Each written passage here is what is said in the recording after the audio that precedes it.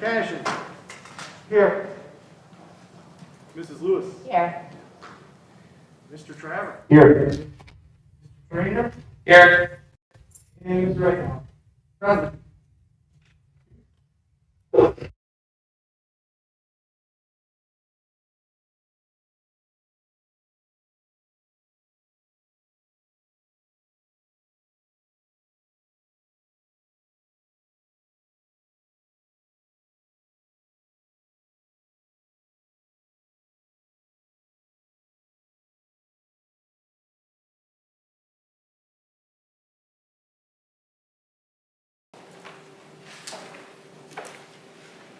Page 14, under number 3, we have additions there in green.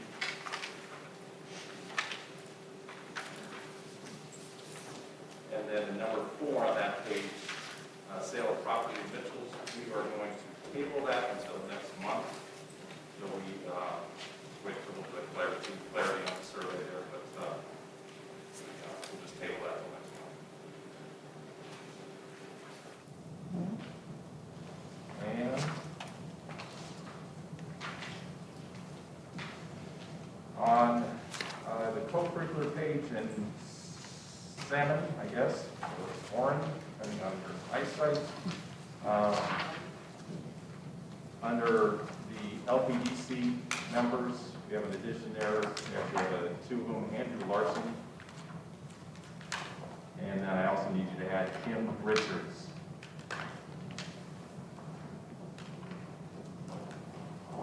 And that should do it. Motion approved. Second. Mr. Cashin. Yes. Mrs. Lewis. Yes. Mr. Traver. Yes. Mr. Trainer. Yes. And Mr. Wright. Yes. All right, next item on the agenda is the approval of the minutes from the March 9th, 2021 regular board meeting.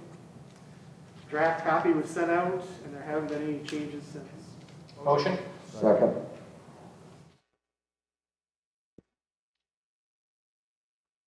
Mr. Cashin. Yes. Mrs. Lewis. Yes. Mr. Traver. Yes. Mr. Trainer. Yes. And Mr. Wright. Yes.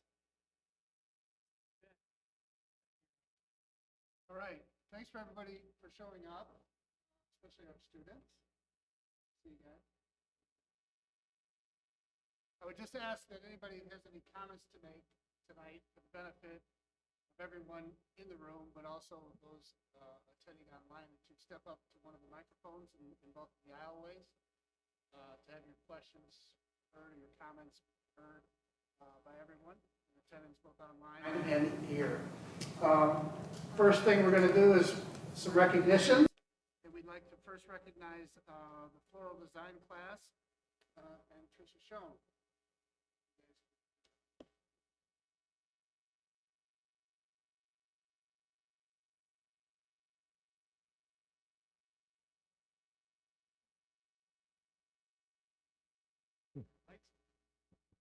Yep. Sorry.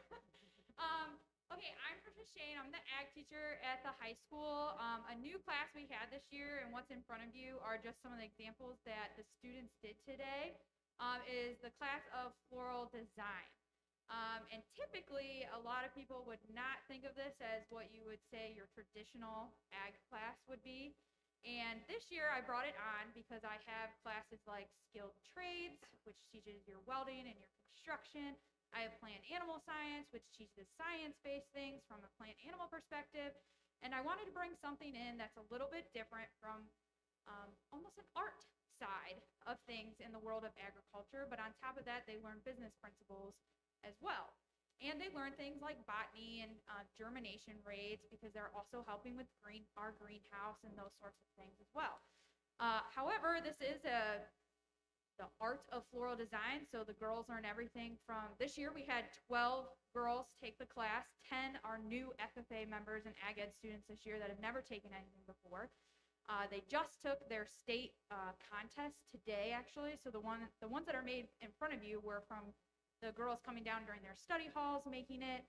So they're really skilled at this point. We've done everything from dried flowers to Christmas arrangements to Valentine's Day bouquets, everything in between. And this has been a full class of their student decisions. So every arrangement we have done, they choose the flowers, they price the arrangements, they do the selling, they come up with the marketing materials online, they do every decision that we have made.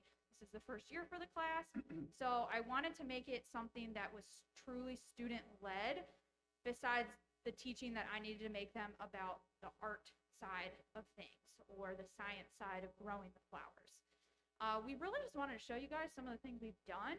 And I mean, we're on our Facebook page and we've put different things up there as well. The greenhouse is full of flowers that them and the plant and animal science class have done this year.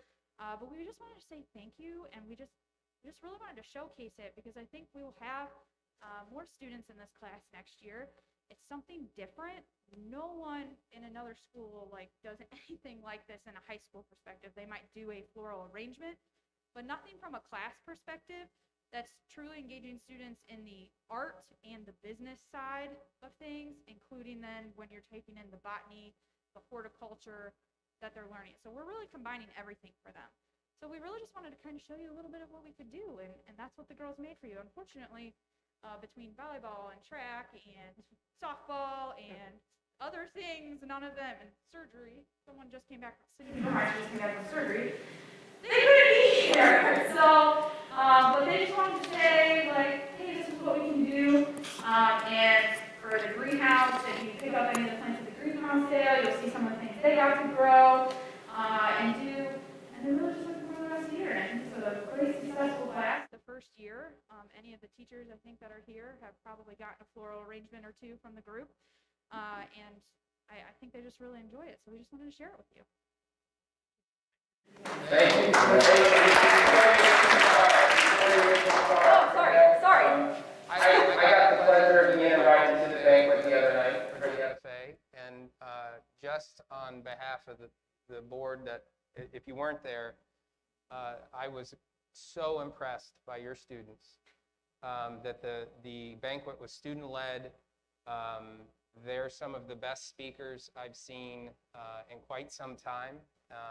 And I believe the statistic that you said, so last year, how many members did you have? We had 48 last year. How many do you have? We have 74. 74. And this is your second year, right? Yeah. It's a pretty good second year. So good job, great job. We're really, really proud of it. And I think this is just a great example of how you're attracting different students in for ag that may not be thinking may not understand truly what ag is. So just kudos to you, and I just couldn't be more prouder of you and your organization. So. Thank you. Yeah. I would second that as well. It just so goes along with what we're trying to do at Genoa, in that create opportunities for students to see a lot of different things outside of the traditional ones that have been here for generations. Opportunities, it's a big world out there, and there's a lot of things, a lot of occupations and areas where they fit, where their personality fits, and they can find their way. So the exposure to floral design and this aspect of the ag program is really cool, and you're going to, as you've already seen, obviously, that there's a lot of interest, right? There's interest in something new and keeping it fresh. And so, along with that idea of, Genoa is a place where everybody can find a place, and I think it's really important, so I commend that. I appreciate it a great deal of you. Absolutely. Thank you. I just want to say thanks.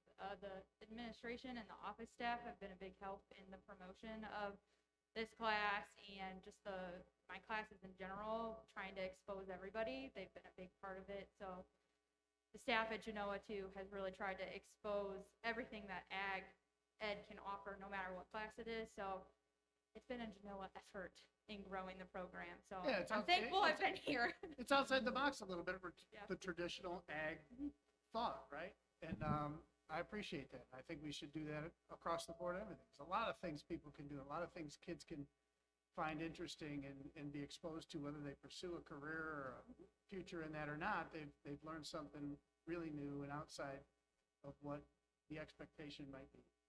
So it's really good. Thank you. Thank you.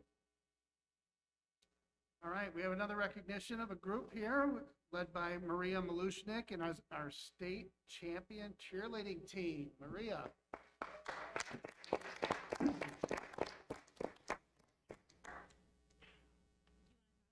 Okay, I'll let you go first, I guess. All right. I'll be quick here. Yeah, tonight we want to recognize our hardworking girls and Coach Malushnik on their state championships. They did win 2 state championships, correct? OASAA championships, the D4 Building State Championship and the D4 Game Day Championship. They were also awarded the State Community Service Award by that organization, which is standing. So I'd like to have Maria talk a little bit about the team. Well, thank you so much. I did put some notes on my phone because, as my girls can tell you, with a microphone in my hand, I'll continue to talk, and we'll be here all night. So I'll try to keep it short. I could talk about my team for hours upon hours. They're a very special group of kids, and I'm very blessed to be their coach. But I just want to point out a couple of things that I think is pretty special about our program. Number one, my girls are incredibly dedicated. We have started this program. This is only my second year coaching the program. Last year we did really well. We were super successful. I don't know if everybody really understands, cheerleading is almost an all-year sport. We started in June and July with our open gyms. August, we started our routine. We learned our routines. We practice on our competition and stuff, getting ready to compete while we're cheering for games, while we're cheering on other teams and promoting student spirit within our building. And while we're doing all of those things, we're focusing a little bit at a time on our routines. We worked our routines from August all the way through until we completed our very first competition in January this year. Usually we compete in November, but with COVID, everything was a mess. Competed in January, we obviously made it to state, and then we competed for state and found out March 13th that we won in both categories that we entered. So just understand that they've been working since August, really truly since July, to get to where we're at now. And we have the month of April pretty much off, and we try out again in May. So understand that cheerleading is quite a lengthy, dedicated sport.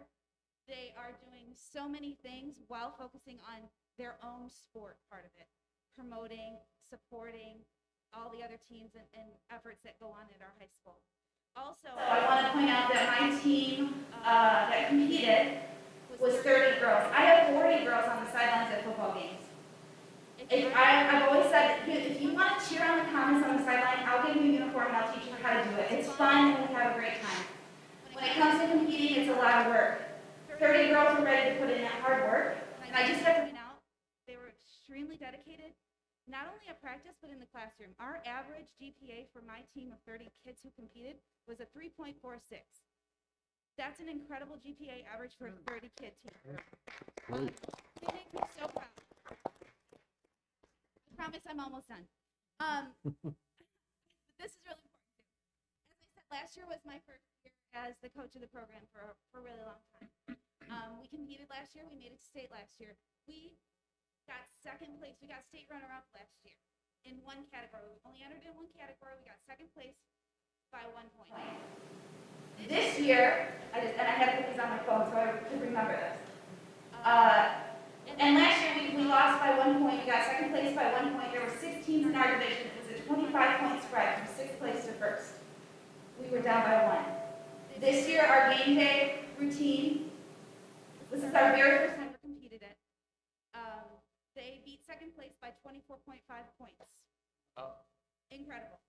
Our building team, this is so awesome, beat second place by 36.1 points and third place by 49 points. So they not only did well, they completely crushed it. So I'm so impressed with their dedication, with their hard work, with being with all of us together all the time from August through March. It's a really long season. And I just have to say thank you again to our staff They are so incredibly supportive of my girls, talking to them in the hallway, asking how they're doing. To board members who I see your support also, it's so great. We are so grateful for your support. And to Matt for putting up with us and moving our mats and making sure we always have a place to practice because we kind of have to travel. But I would never want to do anything else besides what I'm doing with these kids. They're amazing and I'm just so grateful for them. Thank you for the recognition and I'll stop.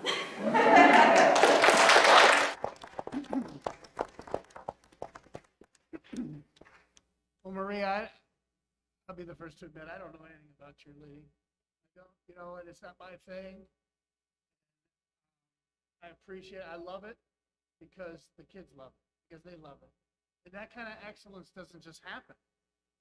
And I don't care what it is we do here at school. I mean, as far as I'm concerned, it's the only reason I'm on the board. If we're going to do something, let's do it with excellence. Let's achieve. Let's aspire to something special outside of the routine. And to you ladies, it's unbelievable. I mean, you recognize me, yes, but I don't want to gloss that over. It's a big deal. You're a big deal.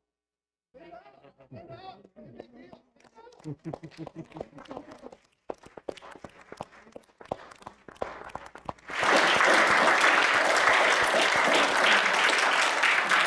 So I would just say thank you for your dedication.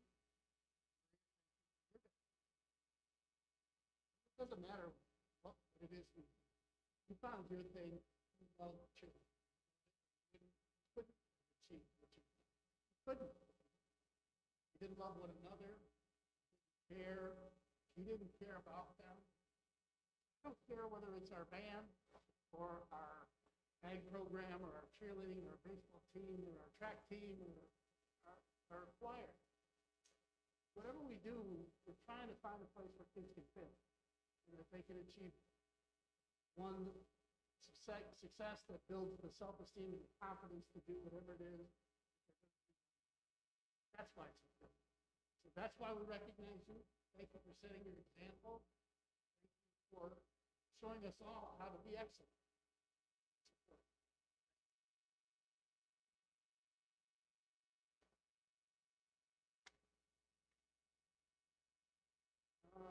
Next, input from our administration and staff. We will start with Big Ben back in the corner. High school principal Ben Olemar.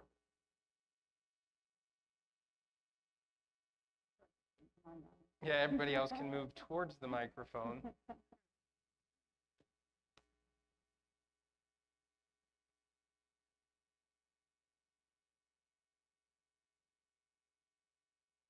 I just want to go ahead and take a moment to thank Tricia, Maria, Matt. I know I'm biased, but I really do think we have the best high school rep.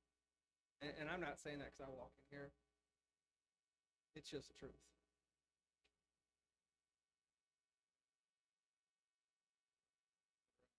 An additional person that I do want to recognize is not here tonight. I know we wave the Andrew Larson banner all the time. But for anybody who was here or saw our military signing event, that was a pretty special event. So want to go ahead and take time to plug our own commercial. We certainly brand the G around here, but we are all about the E in regards to kids being employed, enrolled, enlisted, entrepreneurship. Talked about the entrepreneurship that's being taught within our ag department. Every one of those young ladies is certainly employable. They show up, they bust their back. In a society right now where you cannot find people to work, this place is just going to continue to put people out into the workforce, which we're proud of. A couple of building updates for yourselves. We start end of course testing next week. Have a couple 2-hour delays built into that. ACT update. Just to kind of give you an idea again, while they're all our kids, product that happens in here is different than what happens for everybody else. Of our kids who come out here, our average ACT test score for our kids in-house is 6 points higher than any of our students who take take that test who are part of any other program. And again, I think that is noticeable in regards to those conversations about making sure kids are on the right paths. In regards to some fun stuff, nobody throws a party like we do here. We're better at celebrating than people are too. Tomorrow we'll have the top 10 banquet here in our cafeteria. Typically that has been at Camp Perry. That'll be a pretty memorable night for everyone. We have the top 20 banquet coming up with the GAC on April 29th. That'll be in our gym. Prom is June 4th. We distributed those COVID waivers today. And on the GHS website page, there's an updated Q&A on there. Graduation scheduled for June 5th with a rain date of June 6th. So we're looking to finish the year strong here. And I know we're going to go to the other admins, I'm sure. But I really can't wait for, we got 4 rock stars here. So you guys just pause, no pressure, but they're going to be awesome. So I'm just letting you know they're going to be fantastic. Thank you.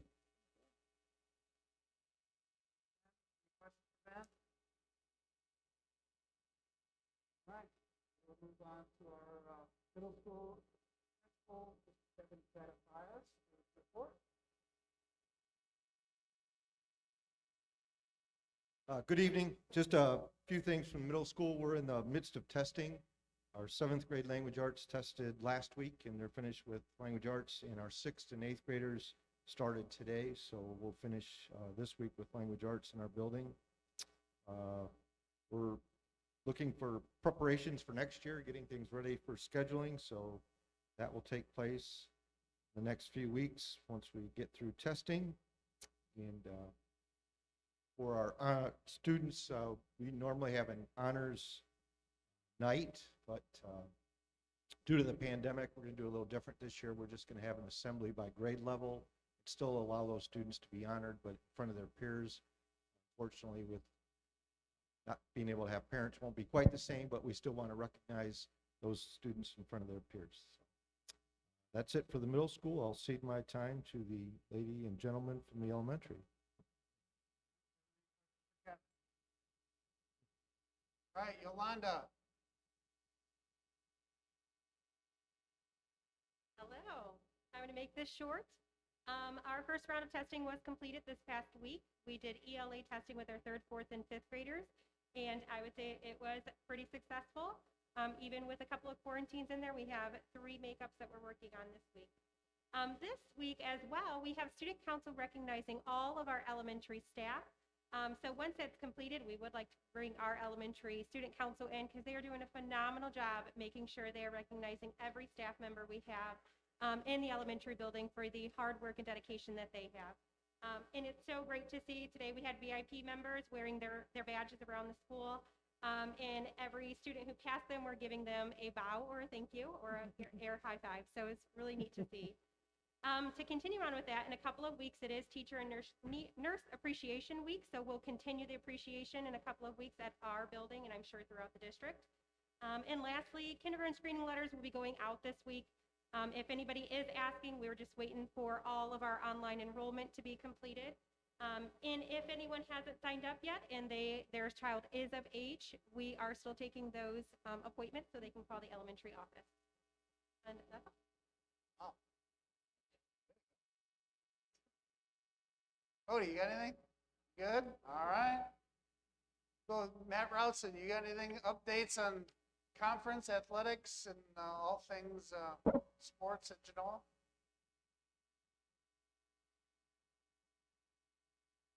No real updates in the conference or anything. The only thing I wanted to add is Friday, August 6th will be our gala for next year. So if you guys want to write that on your calendar, we'll have golf in the morning, our athletic booster gala, and then still working on the details, but some kind of event in the evening. So just maybe write that down so you guys are aware. That's really all I had. Courtney? All set tonight? All right. Lauren, you got anything? You good? All right. Holly's ready to go? Holly Kimpon.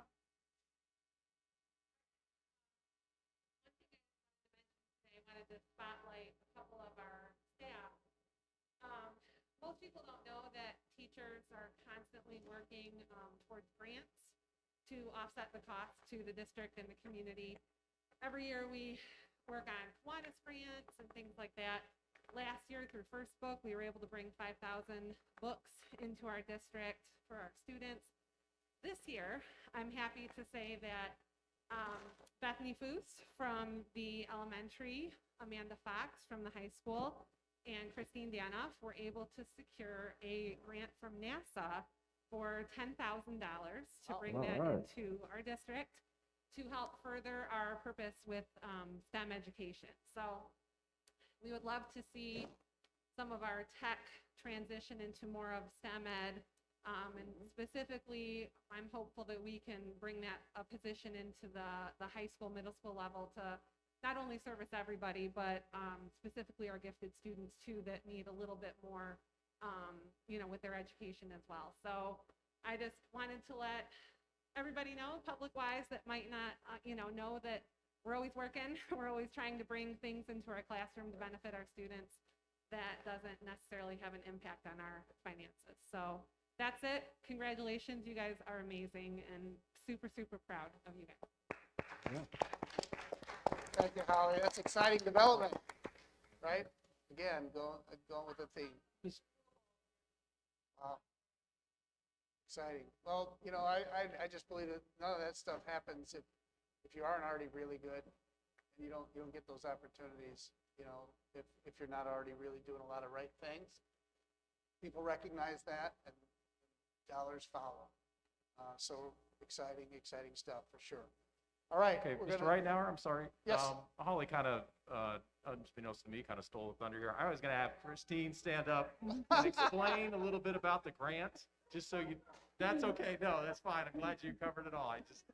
That's okay. Good evening. Thanks, Holly, for mentioning that. I didn't know that either. That was great. Yes, we were very fortunate to receive a really nice grant from NASA.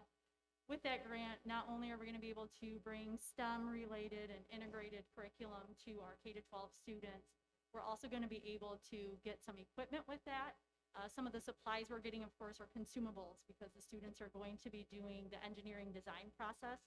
I'm going to have Bethany share just very briefly some of the projects the kids have been starting to work on. Amanda is already prepared and ready to start her lessons with her students in May.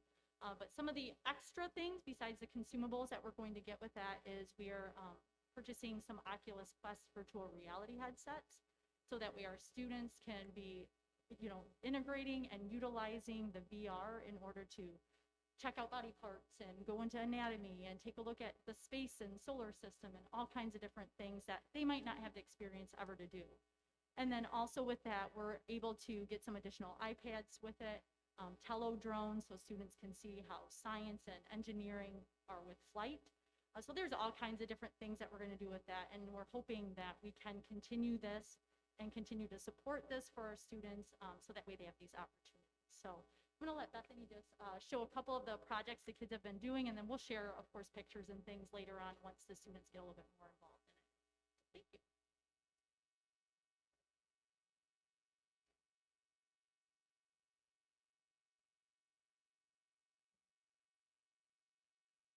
Hi, I'm Bethany Foose. I teach K through 5th grade tech with slowly integrating STEM curriculum into the classroom. So with Christine's help, we were able to start getting some of the materials to start this process. And every grade level so far has started one of the NASA lessons that we had the opportunity of completing ourselves during a workshop. So with these lessons, students are given some criteria and constraints on what they are able to do. And so I'm just going to show some of the examples that what the grade levels are doing and how they are coming along in the classroom. So 5th grade, they are building a space habitat, and they had 5 criteria that they had to include on their habitat, and then we are doing a drop test. So with our STEM projects, they are having some sort of testing that they have to do to their prototype. So this is an example. This student was actually able to create a propulsion that actually can spin, which is a great high-level thinking for a fifth grader. Fourth grade is building a satellite, which also had criteria and constraints. And then they are also labeling their criteria, so that way when they go to present, we are able to see all of the criteria that they had to include. Yeah. So kindergarten, which is very tricky. So sharing and working together is a skill that I feel like is lacking. But with STEM curriculum, it does help boost that collaboration and teamwork. So a kindergartner was able to design a doghouse lander, and they had to include Snoopy, which is a dog bone, and Woodstock, which is a yellow square, and they had to design a doghouse lander for when we would drop it, that Snoopy and Woodstock would not fall out. And this was a design from a kindergarten student. Now, did all of them look like this? Absolutely not. Sometimes the coffee filter was just on the bottom, you know, but it does show that the level of thinking, how different it is in the students.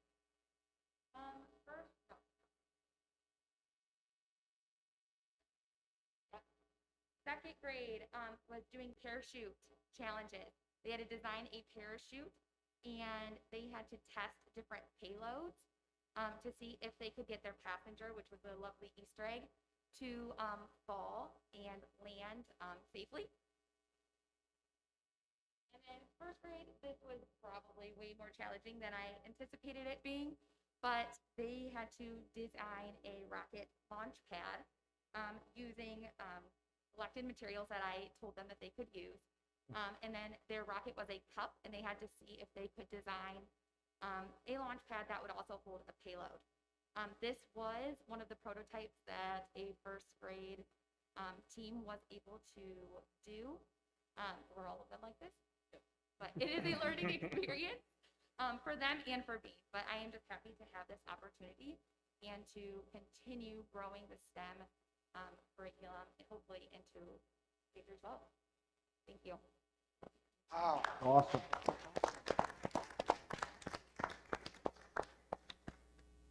Very cool. All right, this next section is our time for input from the public. And I understand we have a couple of gentlemen who would like to make a plan for the acreage west of the elementary. If you guys have an opportunity to talk about that. There we go.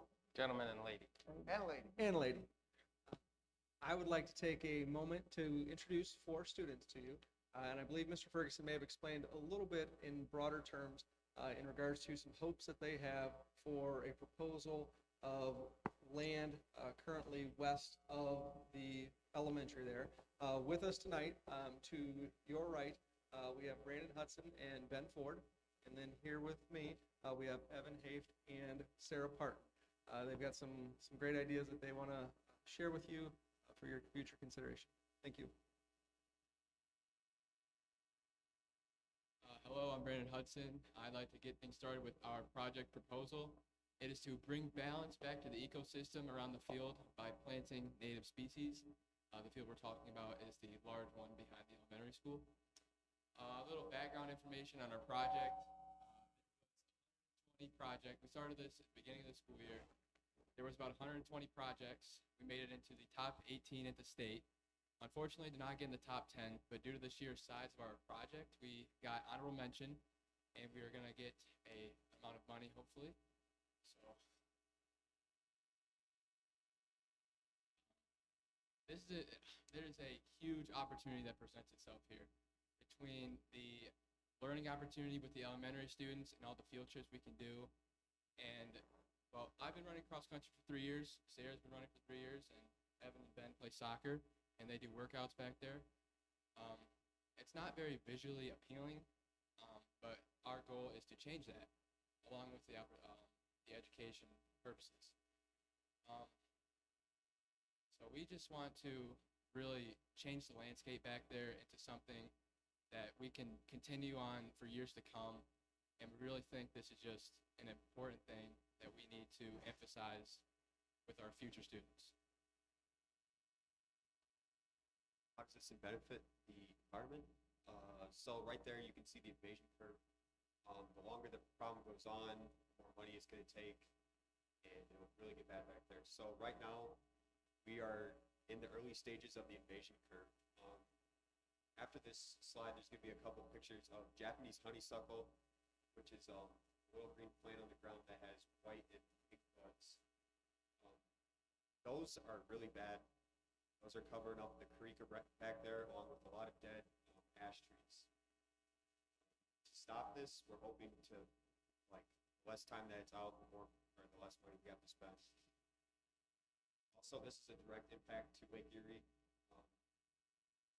If there's runoff from the field into the creek, and if the creek were to fully fill up and go into Lake Erie, this would be a direct impact.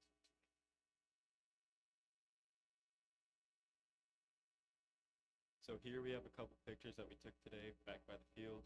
It's only a small area of a full field. And then on the left is the Japanese honeysuckle.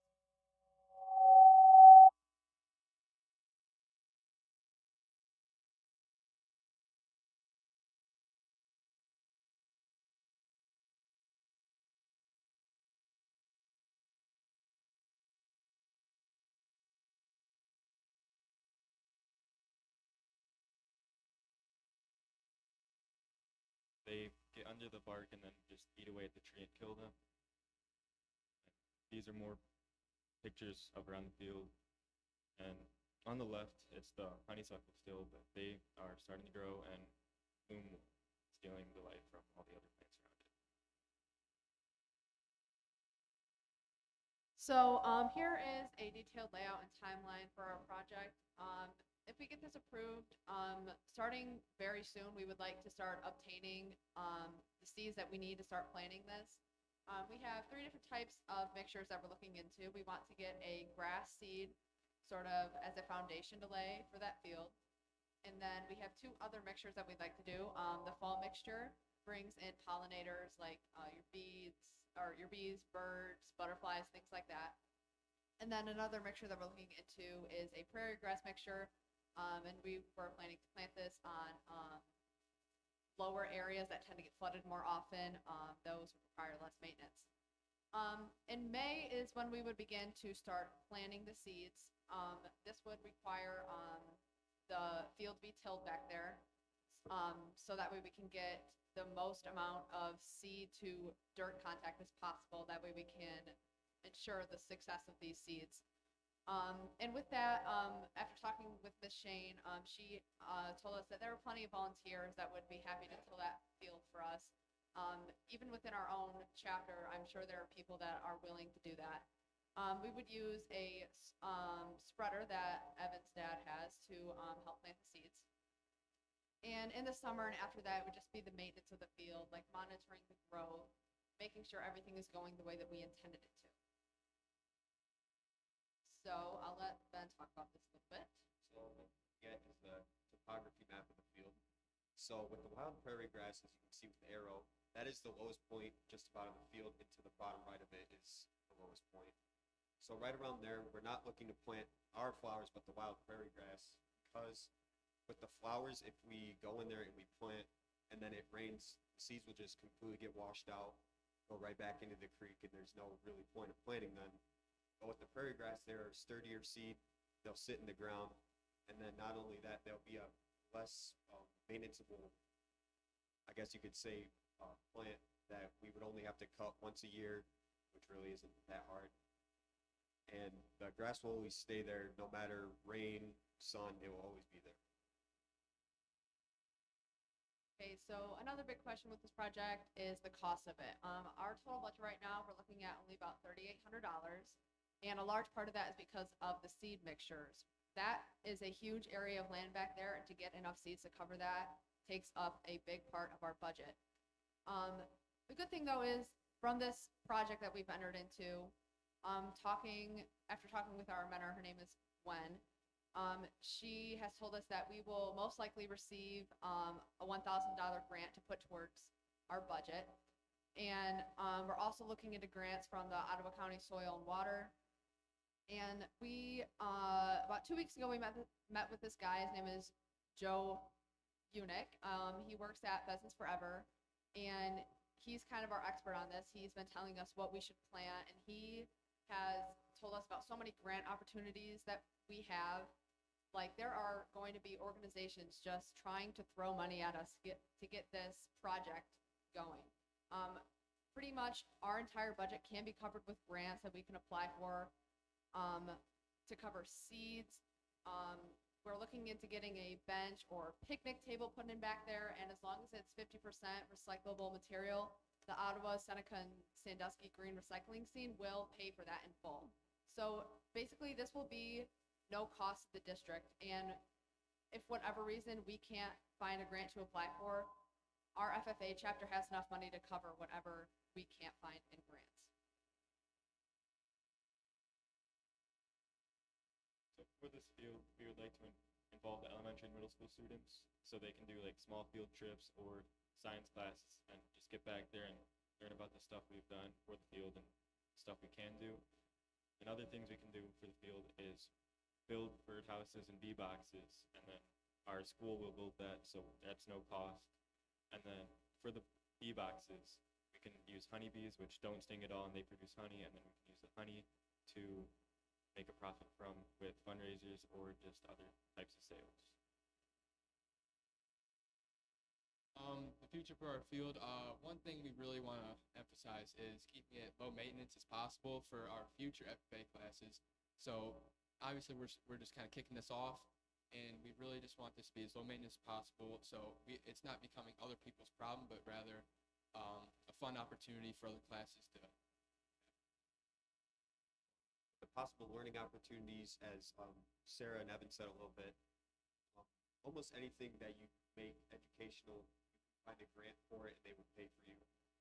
So with the bird and bee boxes, we would have our middle school and high school students build them, get that experience, and then since it's educational, get paid for it. Also for elementary and middle school, we do a Food for America event where some of the ag students either bring in their machinery or bring in animals to teach the kids a little bit about them. And we're just adding another thing back there. We can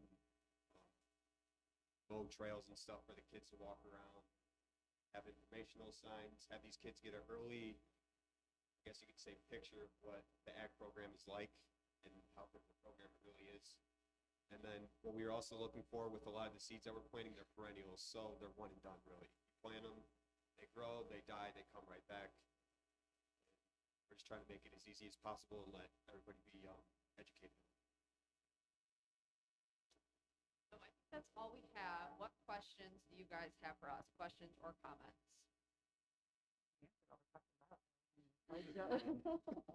Very, very well thought out. I like it from my perspective because you're also, because it's right there by the elementary and you're incorporating the elementary kids and you're going out and experiencing it. You're also recruiting for the future FFA members of the high school, right? It's a developmental process. It's something that can be sustained and maintained and doesn't, you guys do all this work and then the next group lets it fall. It's just an ongoing educational piece. And you got all these young kids finding out that, hey, this is pretty neat. They get involved in FFA at an early age and it keeps that program healthy and sustaining. So it's exciting. Good idea. I didn't know tonight was the Shark Tank edition of the Genoa School Board. Between the NASA experiments and now this, you sold me too with the business aspect of it, with the honeybees and the production of a crop or a product in a natural way. I think that's really impressive because ag has to turn a profit too, right? So it's a great way to prove that we can do it environmentally friendly. So no, excellent job. What's the total acreage? I think the acreage is around 6.8 acres.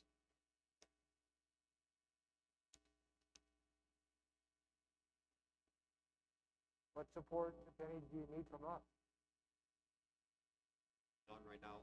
Really our support is just, well, obviously to get it approved, that's what we need. But really, I mean, with talking to Joe and our supervisor Glenn, we think we have it pretty well figured out. We could take it ourselves. What I would encourage you to do, I mean, obviously you've thought a lot of this through and you have a great plan together. When you tighten up the plan a little bit, I'd like to have you invite you back to come and present that hard plan when you get the dollars laid out, you know exact the budget's hit, maybe some additional expenses crop up and maybe 3,800 is not it, maybe it's 4,500. So present, come back to a board meeting and then say, okay, here it is. Here's what we know. We got everything dialed in. You're at the early stages of it now, but here's what we're going to do. Here's how we're going to do it. And now we just need you to say thumbs up. I think you got probably 5 supporters already, but And I'm guessing you'd want to do that next month if you want to Yeah. plant in May. yeah, So- so formulate that plan, put it together, and come back and say, okay, here it is. Here's exactly what we're doing. You've seen the vision. Yeah. Now let's make it happen. Good job, All right. thank you. Great plan. Good job, buddy. All right, we'll turn it over to our illustrious, talented, multi-dimensional treasurer, Mr. Bill Nye. Thank you. Actual compared to budget for the month of March, 3/4 of the way through school year, we received our second half real estate allocation. Actually came in pretty well. We actually received about $81,000 more than expected in delinquency and foreclosure dollars. Just about 5 years ago, the district had about 8% of its real estate in delinquencies and foreclosures. These days, we're below 2%. So working with Ottawa County auditor, treasurer, and so forth, we've been able to reduce that significantly over the last 5 to 6 years. Overall, the revenue section is showing a pretty good favorable variance right now, which should continue for the rest of the year.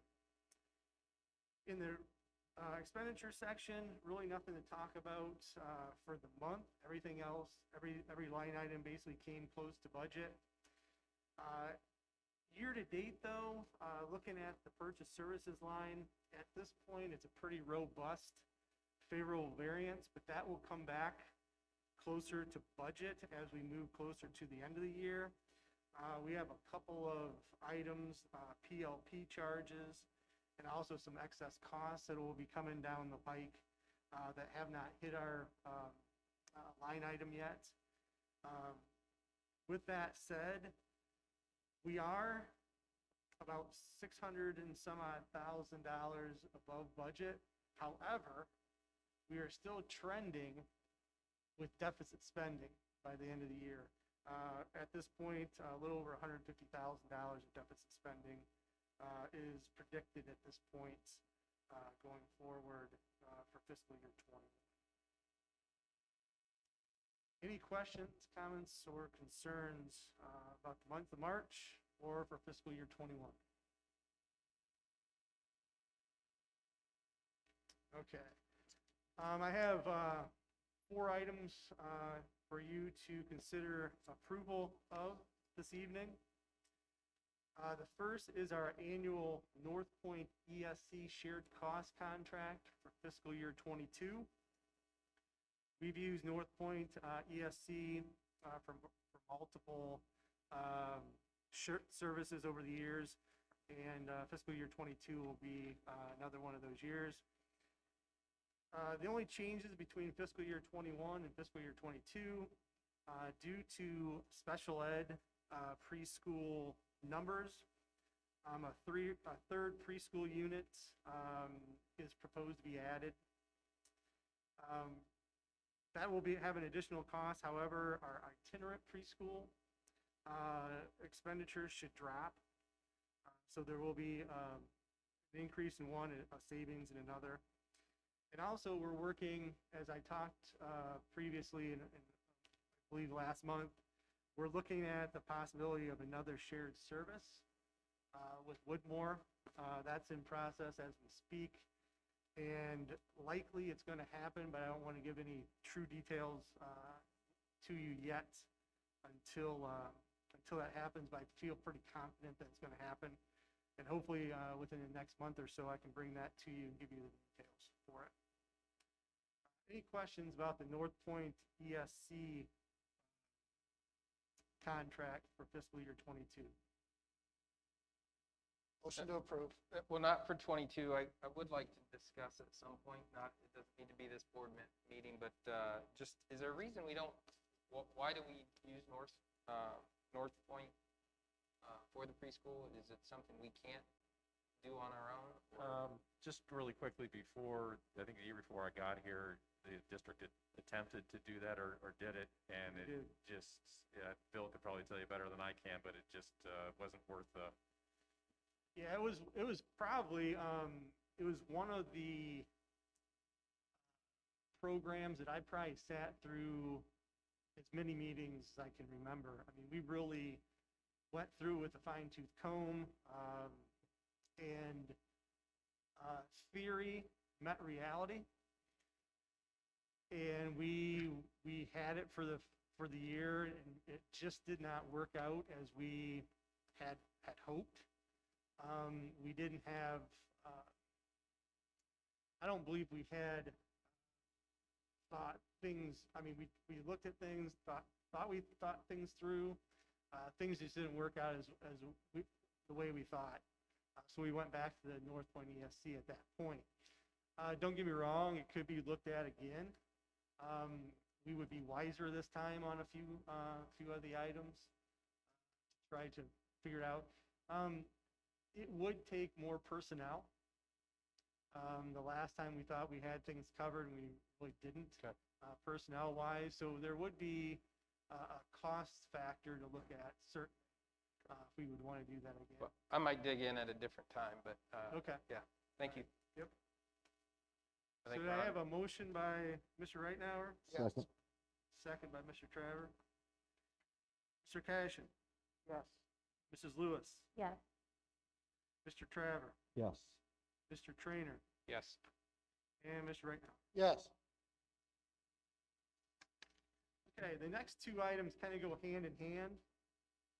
The first one is healthcare process consulting, Medicaid billing agreements. Our district engages in Medicaid billing, brings in about $60,000 estimated a year.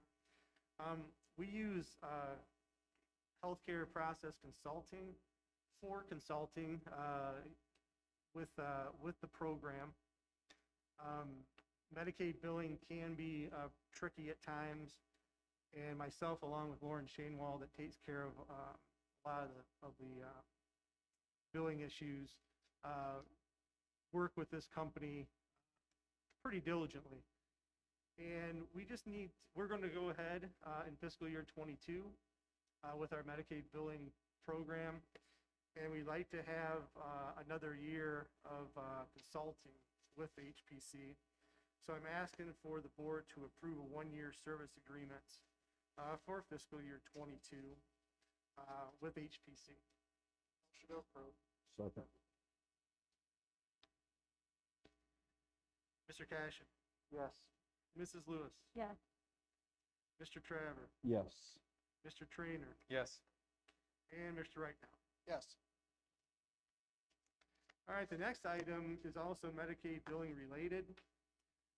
Every year we have the Medicaid billing program. The program needs to be audited.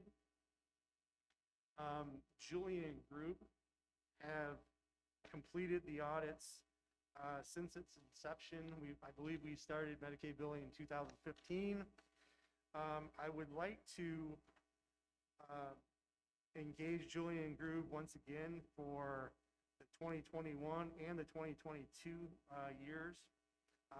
The audit is actually, it is behind schedule, not by our district, just by the state, by Medicaid, so forth.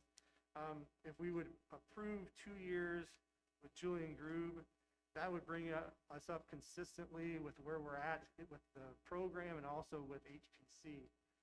Everything would be on the same time frame then. Second. Mr. Cashin? Yes. Mrs. Lewis? Yes. Mr. Travers? Yes. Mr. Trainer? Yes. And Mr. Wright? Yes. Okay, the last item I have is, it's an online payment system called Arbiter Pay. And what this is basically an online processing system that we use predominantly for sporting events. It'd be scheduling and the payment of officials throughout the year. This is in coordination with OHSAA.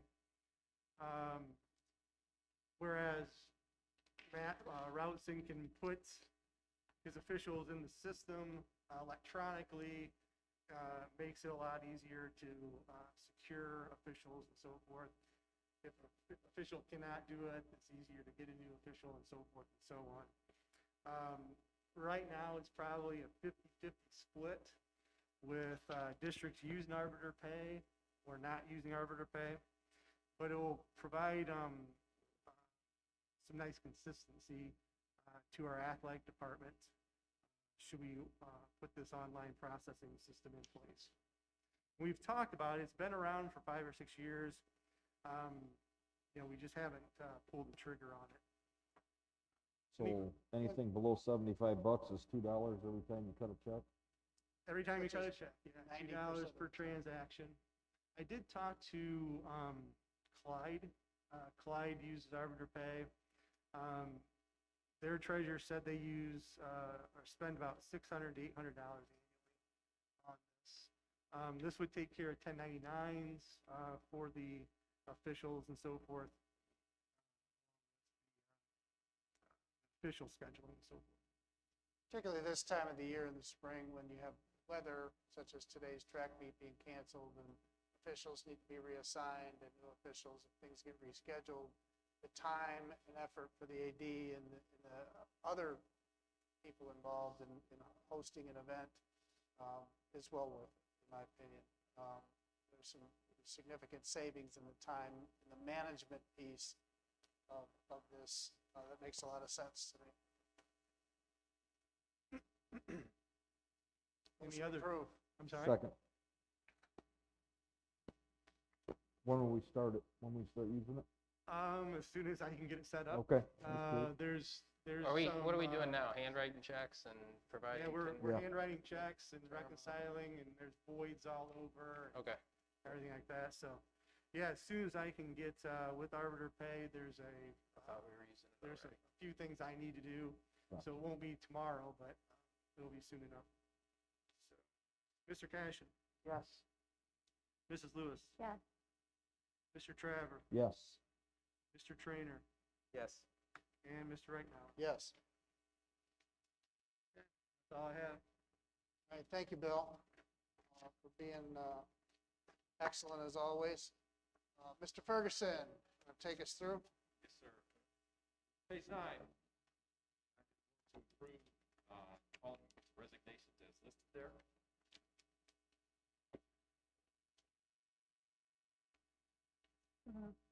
Second.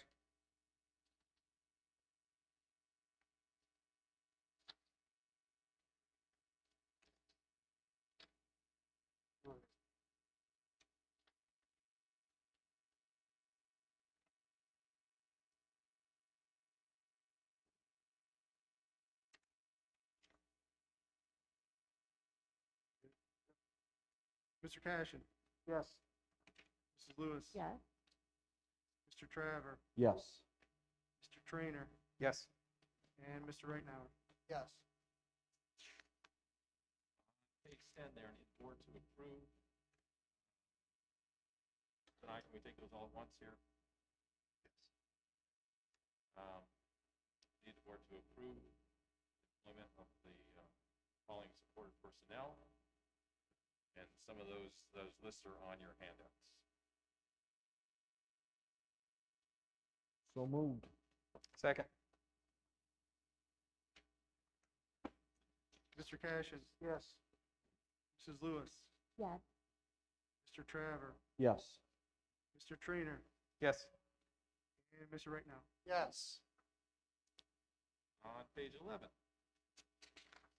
I need the board to approve the employment of the following certificated personnel in both sections there.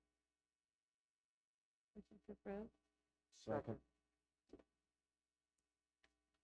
Mr. Cashin? Yes. Mrs. Lewis? Yes. Mr. Traver? Yes. Mr. Trainer? Yes, and congratulations to all. And Mr. Right Now? Yes.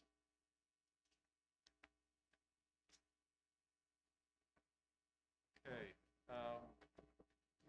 just a quick note on those two, they're on 3 and 4 there. Cody McPherson is moving obviously from the elementary to our Director of Curriculum and Instruction and Testing, and probably does now their titles can be laid in there. And taking his place is Amy St. Marie.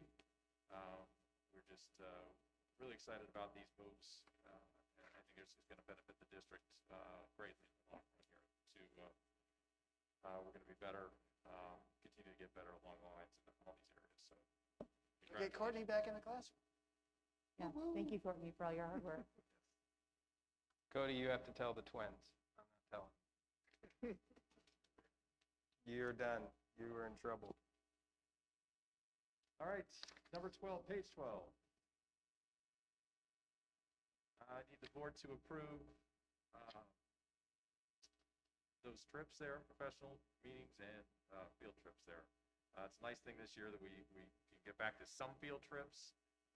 They're not all back, but there's the expectation still is there that there'll be social distancing and keeping the kids as safe as possible. So. Motion to approve? Second. Mr. Cashin? Yes. Mrs. Lewis? Yes. Mr. Traver? Yes. Mr. Trainer? Yes. Mr. Right Now? Yes.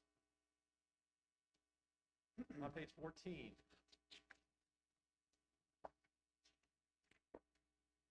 Board to approve the open enrollments for the 21-22 school year. This is not entirely complete, but this is majority of it, I think. So we'll still see more coming in, I'm sure. So approved. Wow. Second? Mr. Cashin? Yes. Mrs. Lewis? Yes. Mr. Traver? Yes. Mr. Trainer? Yes. And Mr. Right Now? Yes. Number 2 there, I need the board to approve open enrollment for the remainder of the 2021 school year for those 2 students who just have been our students and just moved out of the district and wanted to finish up this year. Motion. Second. Mr. Cashin? Yes. Mrs. Lewis? Yes. Mr. Traver? Yes. Mr. Trainer? Yes. Mr. Right Now? Yes. Number 3 there, I need the board to approve those volunteers that is listed. So moved. Second. Mr. Cashin? Yes. Mrs. Lewis? Yes. Mr. Traver? Yes. Mr. Trainer? Yes. And Mr. Right Now? Yes. As previously mentioned, number 4 we tabled. Number 5, I need the board to approve the Neola policies that were sent out to you last week. Motion to approve. Second?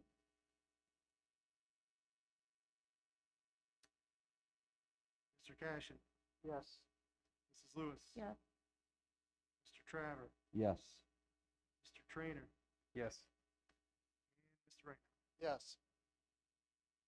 I need the board to approve number 6 there, memorandum of understanding between the Board of Education and then the GAEA to revise sick bank language. Generally speaking, we're doing this to reduce some of the more stringent standards there to help out with one of our teachers who is ill and is going to be going through treatments the rest of the year. Motion to approve. Second. Mr. Cashin? Yes. Mrs. Lewis? Yes. Mr. Traver? Yes. Mr. Trainer? Yes. Mr. Rightnow? Yes. And number 7 there, virtual learning handbook. We have decided through the process here, and Courtney has done a great job of wading through this. We discussed this from an administration standpoint. We are expecting all of our students to return in person next year.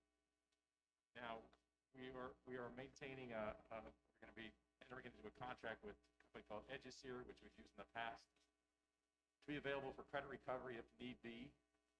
And if there are any extenuating circumstances, illnesses or something along those lines where students need to be at home and take online courses. So that's kind of the gist of things. We want to still be able to accommodate people if need be in certain situations.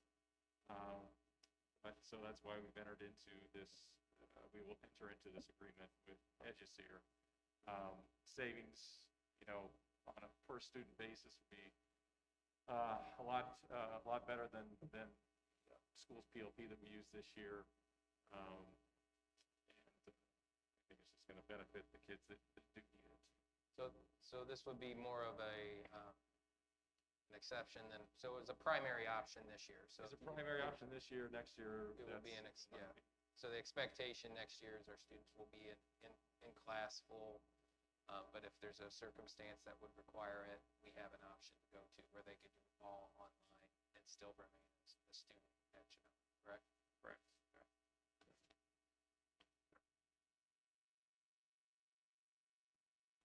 Motion to approve. Second. And it's cheaper. Mr. Cashin? Yes. Mrs. Lewis? Yes. Mr. Traver? Yes. Mr. Trainer? Yes. And Mr. Rightnow? Yes. And that is it for me. All right. Thank you, Mr. Ferguson. We will be going into executive session. Board will adjourn across the hallway to consider the employment of a public employee. And no action will be taken in that executive session, but those in attendance, stretch your legs, bathroom break. We will come back, conclude our board meeting, and begin our public forum section of our meeting tonight. I'll make a motion, go into executive session. Second. Mr. Cashin? Yes. Mrs. Lewis? Yes. Mr. Traver? Yes. Mr. Trainer? And Mr. Rightnow? Yes. It's 7:15.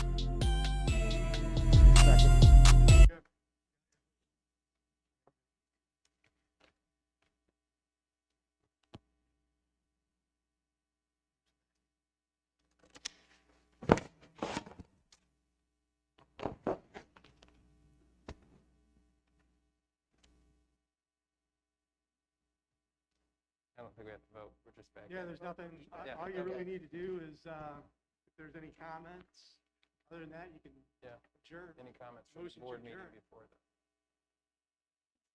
Motion to adjourn. There's no comments from the public on any of the aspects of the previous board meeting. We will adjourn our formal board meeting and commence with our open forum for the levy. Second. Go ahead. Okay. Mr. Cash? Yes. Mrs. Lewis? Yes. Mr. Traver? Yes. Mr. Trainer? Yes. And Mr. Rightnow? Yes. Okay, out at 7:37. All right. Thank you very much, everybody, for your patience. I know this is a little later start than we anticipated, but just want to thank you all for coming here tonight. Feel free to ask questions along the way here. I'm going to turn this over to our levy chair, our master of ceremonies, so to speak, Melissa Edens, and she's going to kind of run things from here. And just looking forward to the feedback everybody has tonight. And Melissa, take it away. Good evening, everybody. Welcome to our town hall meeting. Thanks for being here with us today. It's a great opportunity to understand the position our school district is in and why this levy is so needed. We're excited to get started and answer all of your questions. I'll go over the manner in which we'll take questions in a few minutes. But first, we'll like to start with hearing from a few parents who have students in our schools, and I will start. So my name is Melissa Edens, and I have 2 daughters in Genoa schools. My girls have been blessed to have outstanding teachers that have ignited a lifelong love of learning. They have enjoyed opportunities in and out of the classroom to participate in various clubs, groups, musicals. There's really something for everyone in every interest here at Genoa schools. I want to make sure that our Comet children receive all the opportunities and experiences that our schools have to offer. Until the state comes up with an equitable funding plan, this levy is the best way to set our kids up for success. It's an investment in our children, our future, and even our homes that will have lasting positive effects. Now I'd like to introduce you to a few more Genoa parents. First, we'll have Bill Kegarise, Dr. Kegarise.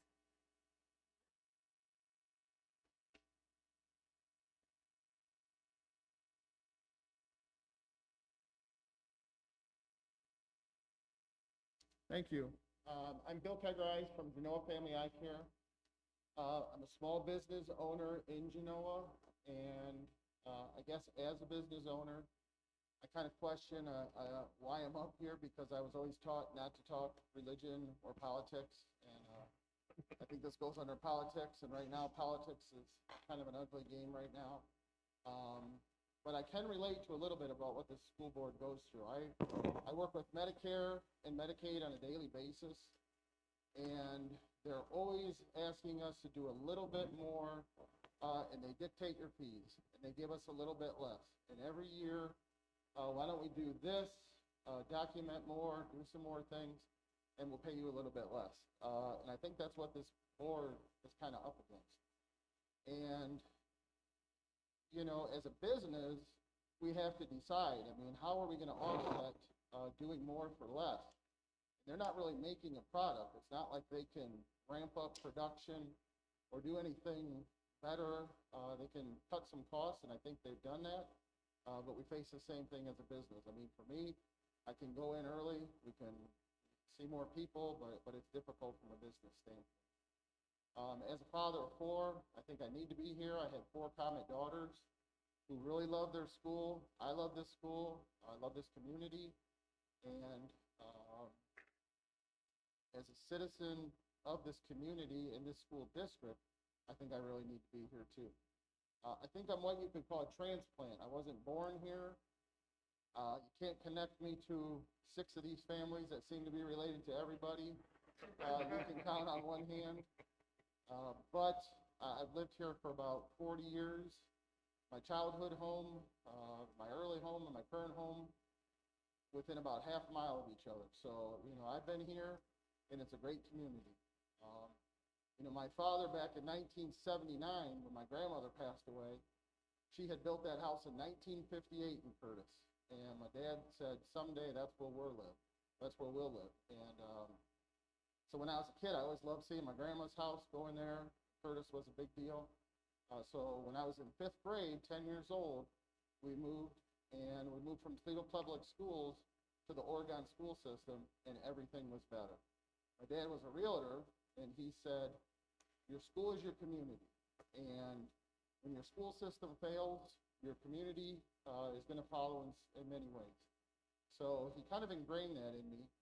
And I enjoyed Oregon schools. I lived right in the county line. And I was right on Lucas, Ottawa. So my neighbors were Genoa Comets. I played baseball with them. We just hung out together. Those were good kids. So we always liked the Genoa school system. In 2010, when we had our own children ready for school, that's when the new elementary was here. And we decided we would move down the street into Ottawa County, and our kids have been Genoa Comets ever since. It's been great. I think every aspect of their education has been positive, and that's why we're here today. You know, when you look at what we're up against, it is unfortunate. And I agree, I wish we were gathered here today to march on Columbus and get this changed. But, you know, they say it's unconstitutional, but, you know, for some reason, it just doesn't get changed. I wasn't coming here to try and change anybody's mind, but if someone's on the fence, hopefully they can hear some things that ring true to them. It's, again, for us to be here, I just believe in this board. I trust if they're cutting costs, they're doing all they can. I kind of heard all the things they have been doing. In my mind, maintaining this school is how we're going to maintain our community. So that's why I'll vote yes, and that's why I hope, you know, people in this audience or online will do the same.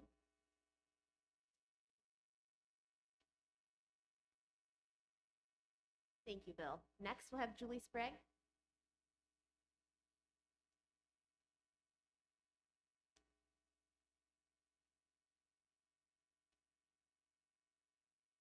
Good evening and welcome. My name is Julie Sprague, and I'm the parent of 2 teenage daughters in Genoa local schools. You can pray for me at any time. I, like Bill, am also a transplant. I wasn't even from a school around here, actually, but we've been here for 18 years, my husband and I. We have 2 girls again, 1 high school, 1 middle school.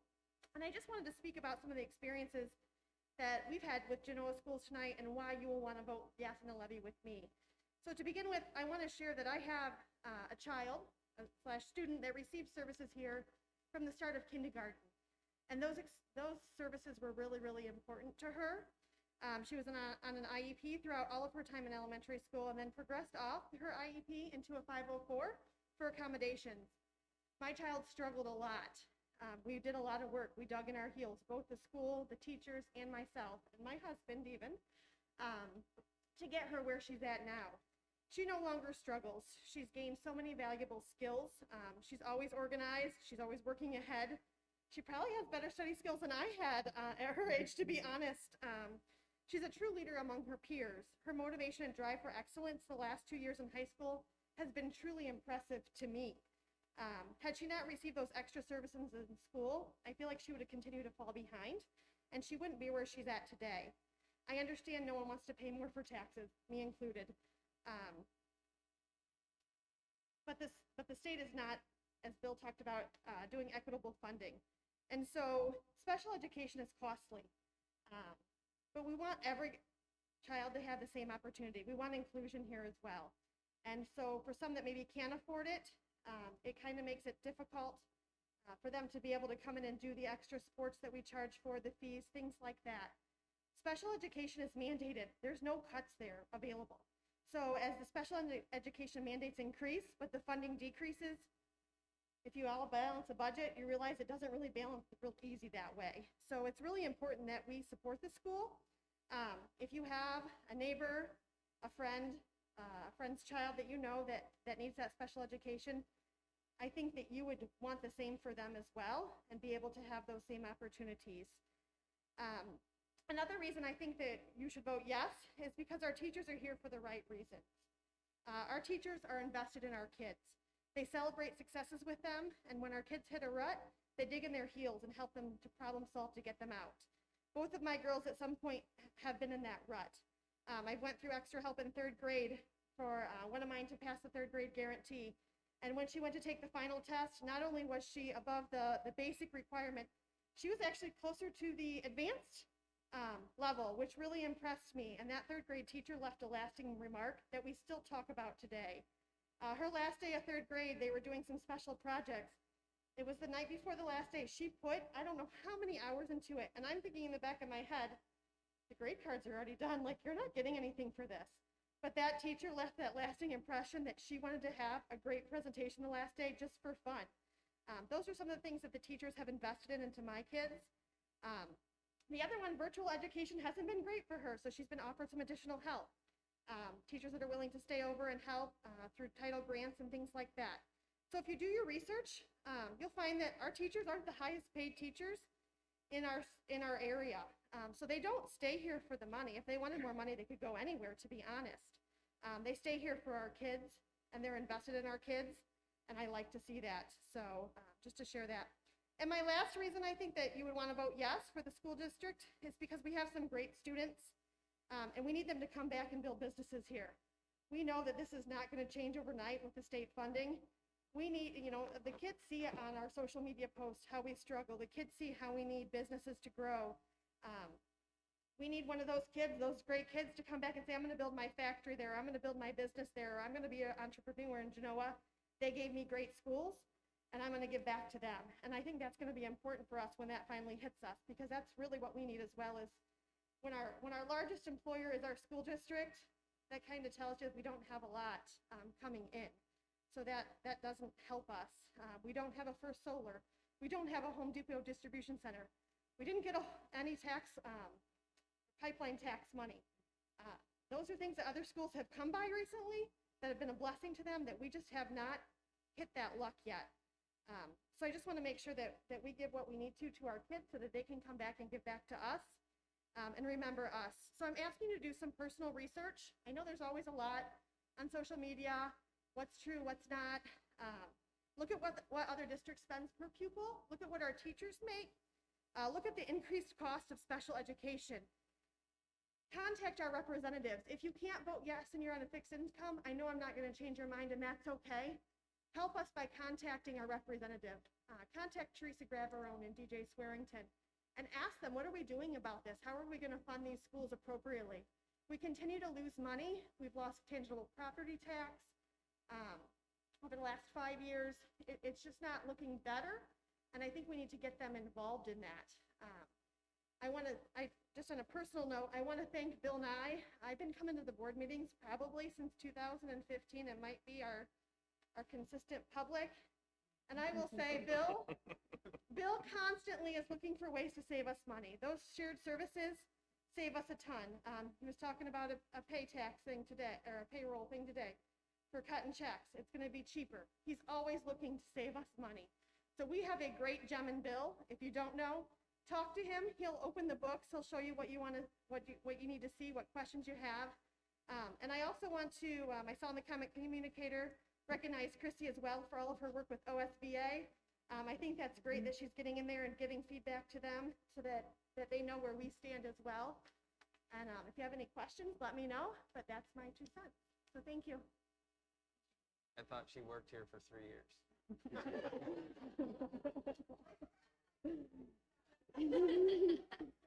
We appreciate you coming to the meeting. Absolutely. Thank you, Julie. Sarah Hoteling next, please.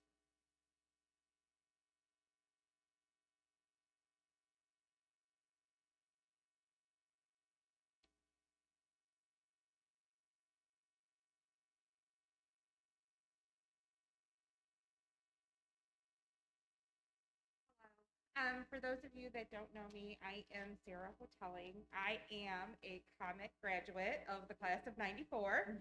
Go ahead, do the math. So when I first met my husband, on our first date, I told him I wanted a big wedding, I wanted kids, and that my kids were going to go to Genoa.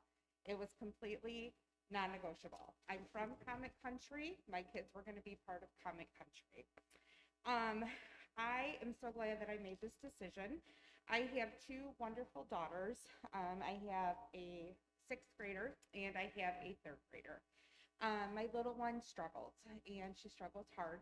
She struggled from the beginning. She's been on an IEP since kindergarten, and she receives all of the therapies. She needs all of the extras that our schools can provide to her. From the principals to the teachers to the intervention specialists, everybody fights for my girl. I have a direct line to everyone, and they never blink their eyes when I call them and cry. And trust me, I do cry a lot. I hate that my girl has to struggle so much, but I drop her off with the extreme confidence that she's in the best hands always. She always has, and I know she will always continue to be in those hands.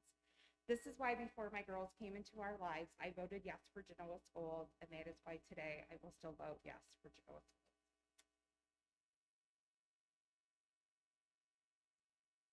Thank you, Sarah. And lastly, we have China Pfeiffer.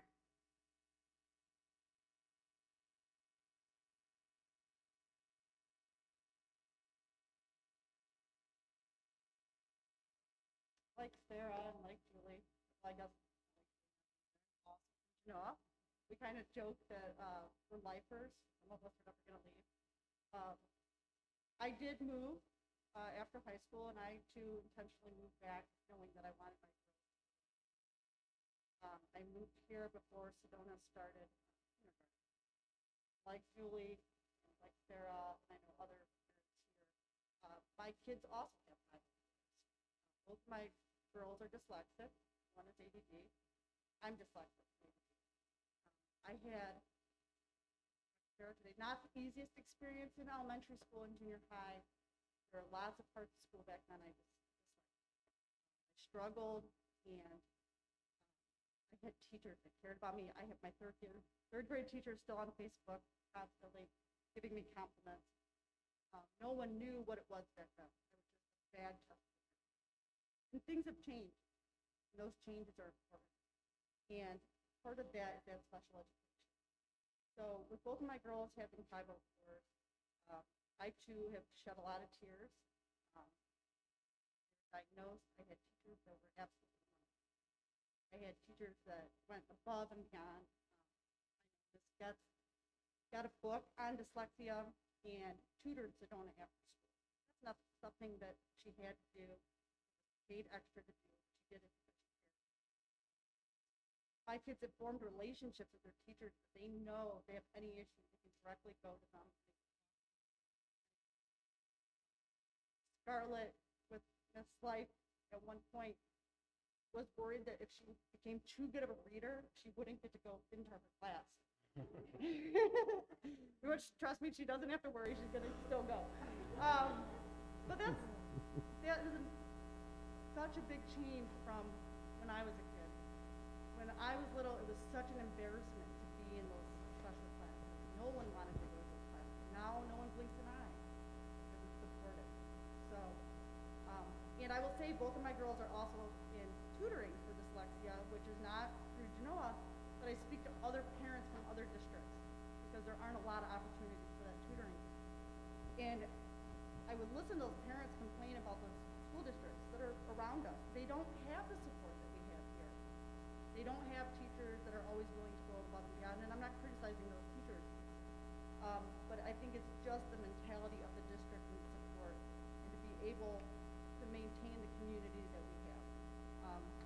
I also joke that Genoa loves Genoa, and I think there's something to be said for that. People come here, they stay here, they want to be here, and they want to be here because we care about each other.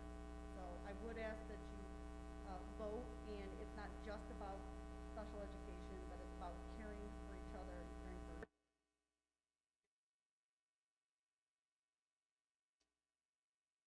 Thank you, China. We really do have the best teachers here. And I'm also a lifer, graduate in '02. My parents went here, my grandparents went here. But we also have almost 200 open enrolled students that would like to live here if there were more houses available. The housing market is just so high. I know that a lot of them are having trouble with that. So this is a place where a lot of people want to come, where people want to be right now, and it has a lot to do with all of our awesome teachers, administrators, and staff. Next, I think we will have Nye give us a little rundown of the details. Sure. Just a quick background reminder on what the proposed levy is that will pair on the May 4th ballot. It is a 5.9 mil operating levy. It is for a 5-year term.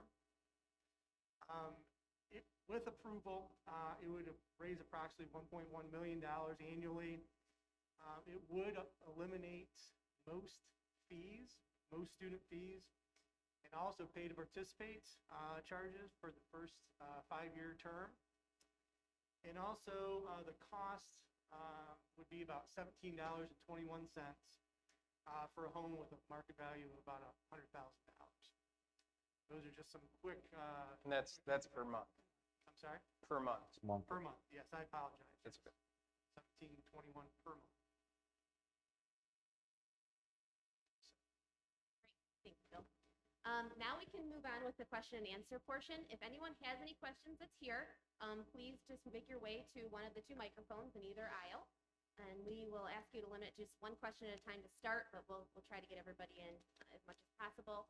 If you are watching virtually and you have any questions, you can email those questions to Tom Baker, which is T as in Tom, D, I don't know what your middle name is, but Daniel, D as in Daniel, Baker at genoaschools.com, tdbaker@genoaschools.com. So, anybody in-house have any questions to start?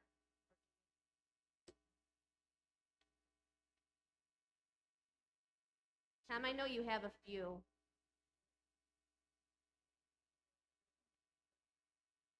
Okay, first question, why does this levy include the coverage of school and pay to participate fees? Okay, I can address that. I know this is one of the overriding concerns that people have about this levy in particular. And what it kind of boils down to for us is that we are trying to level the playing field. Every school has its haves and have-nots. And unfortunately, that experience then for the students who are not well enough off to afford to take a different class because of the fees, or additional classes elected because of the fees. They're not able to play a sport or additional sports because they unfortunately just do not have the economic ability, their families don't, to be able to spring for that.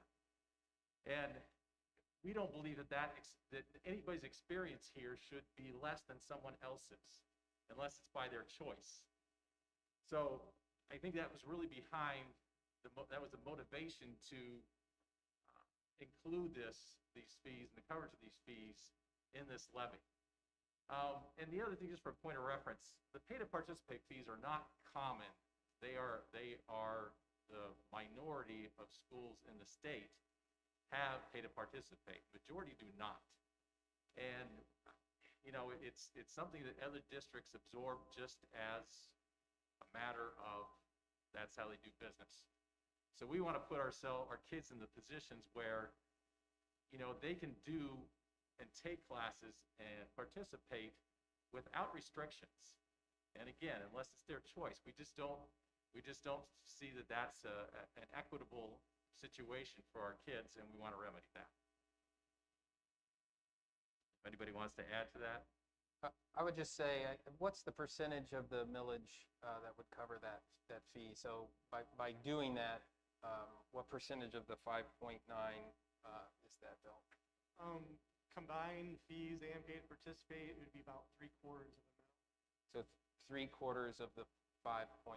So not 3/4 of that. So it would, without that, we would have been a 5.2.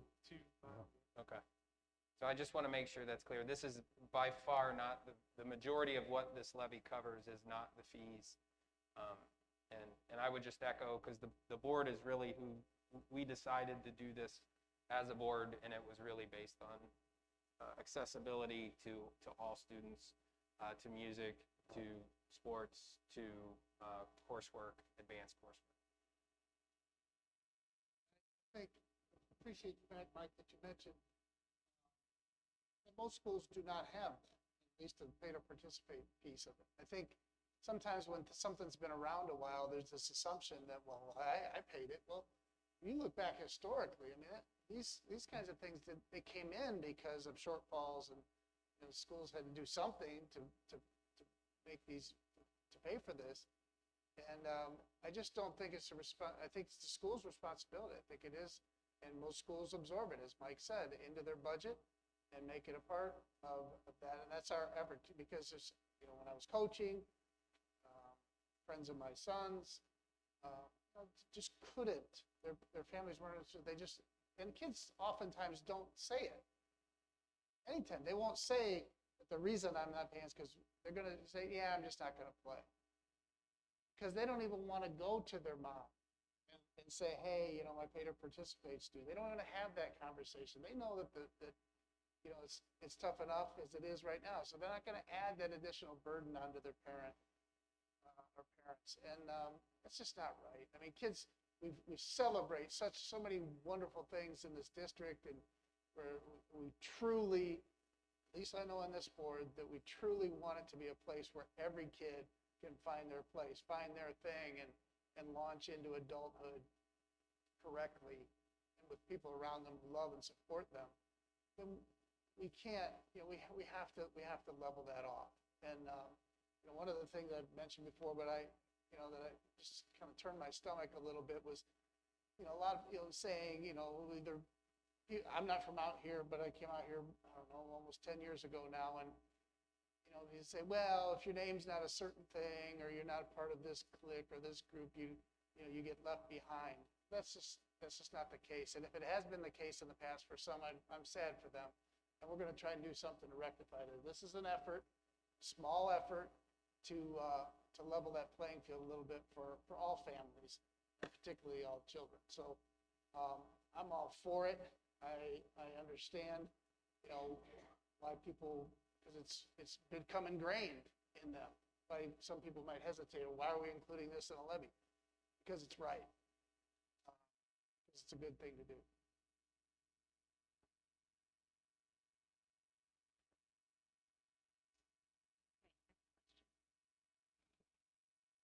Why is this levy necessary?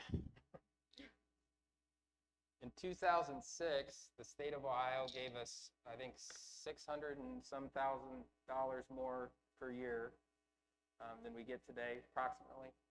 Yeah, Something like it was that. like 6.2 million versus about 5.7. Yeah, a bus in 2006 was about $45,000. We also got transportation dollars for that bus. We don't get that anymore. But a bus today is about, what's the last bus we bought? What did that cost? It was around 80,000, a little over 80,000. $80,000. So just in one example, a bus was $45,000. Now a bus is $80,000. Almost doubled. The state of Ohio gave us $600,000 more dollars, 2006 dollars, than they give us in 2021 dollars. Since then, we've done shared services with multiple employees, so we don't have the employee in-house. Another school has the employee. We pay them to do part of our shared services. We've combined efforts. If you call the state of Ohio, I've called the governor's office. The last governor, I've called this governor. And they always tell you, you need to do shared services. We've done that. We did that in 2007, 2008, 2009, 2010. We've combined services. We've done those cuts. We don't have AP classes in-house. We are not a frivolous district. We are a tight district. I'm always impressed how much we get for our dollar. I came onto the board 5 years ago expecting to find great areas of waste and opportunity. And we found some, and we've gotten rid of them, and we've done the shared services, and we've done all those things. But the bottom line is things cost more in 2021 than they did in 2006. The state of Ohio has been in a consistent pattern of do more with less, and they've mandated additional services that we have to provide, and thank the Lord we do. I think we just heard some great examples from parents talking about those special services that we provide and we're going to have a better product for our society because of it. And that's really what it comes down to. We need to not be the largest employer in our school district. That fixes it. That really helps. Rossford right now with an Amazon fulfillment center is probably not thinking about when they're going to put their next levy up. They're probably thinking about, we should probably bring on a few more aides this year. We should be, and good for them, that's great. But that's the problem in the state of Ohio. The state of Ohio, teachers and school districts have such different experiences. Where your school sits has more to do with funding than anything else at all. And until that's fixed, we have no other choice but to lean on this community to support the largest employer in the district, and keep it healthy.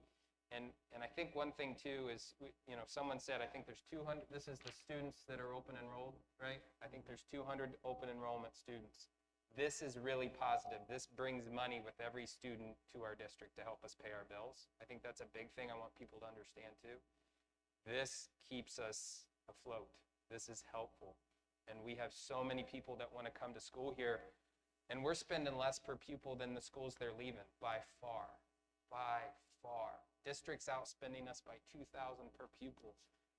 They still want to come here because what we do with our dollar delivers such a great product, and we don't want that to change, and we want to invest in that. But that's why we need it. It's simple math.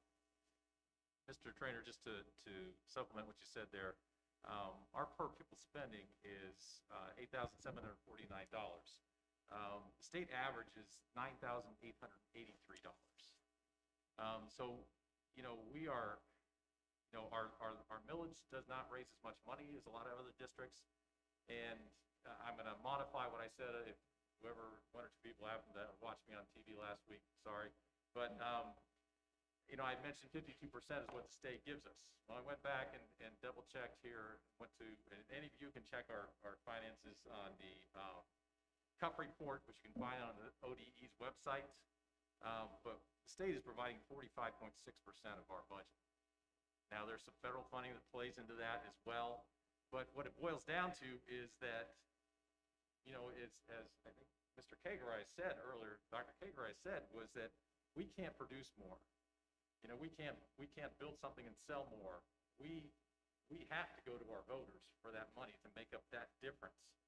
So it's not like the state says, oh, maybe we'll help you here, maybe we'll help. Well, we know in my time here, in the 6 years that I've been here, there's only been 1 year that we got additional money that amounted to anything. The rest of the time it's either been flatline or cut. And unfortunately, this is the reality. Until the state changes the way they fund schools, we're always going to have to go back to the voters.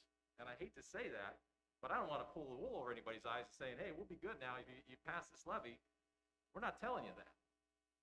And that's not just us. That's a lot of the districts in the state of Ohio.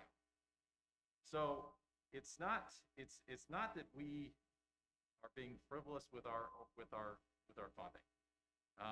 People may disagree with a hire here or there or something along those lines, but our teachers, when you look at, I think somebody mentioned earlier here, they're amongst the lowest paid, average-wise, in the area. Okay, 7 out of 10 area. So, and our administrators are paid, when we look at what they're making right now, their average for our district is a little over 72,000. You say, well, that's pretty good. State average is over 85,000. So I think we're being good stewards of the money. Just to kind of piggyback what Mr. Trainer said, and ultimately that's generally why we need this levy, and we will. I don't want to say we will continue to need it, but that's why we need your help. Like that, it's not for lack of trying to change things. We've petitioned our state reps. We've had Teresa Gavarone, DJ Swearingen. I know Randy Gardner previously came. We've had staff members go down to Columbus, and, we've really tried, right, even via email. We'd appreciate if anybody in the public would like to email them too, just to let them know just how much we need this. Yeah, I've personally gone down to the State House. I've also gone to Washington DC as well. I know where the problem is. I think we all do up here, but it's going to take all of us. Those of you that are going to vote no, I think the one request I heard was, okay, I understand that, but let's take that action and let's go to our state representatives, our federal representatives, and demand better for our students. It shouldn't matter if you have a nuclear power plant or an Amazon in your school district on if you're going to get an equal and good education, and equal and good funding. That should not matter, but it does. Those efforts don't go unnoticed either. When Senator Gavarone was running, I personally invited her to our board meeting, and she did recognize that she heard a lot of chatter from our district, and our superintendent Mike as well has marched on the steps and has spoken on our behalf, and that's huge. Little old Genoa down at the State House, and if you don't agree with us, just please continue to email and write and invite these people to come and see the great product that we do have here, but this is what we're up against. That's important to us. Anybody that's here in person have any questions, comments, anything they'd like to share? Bill, can you come on up so everybody can hear you? I'm sorry.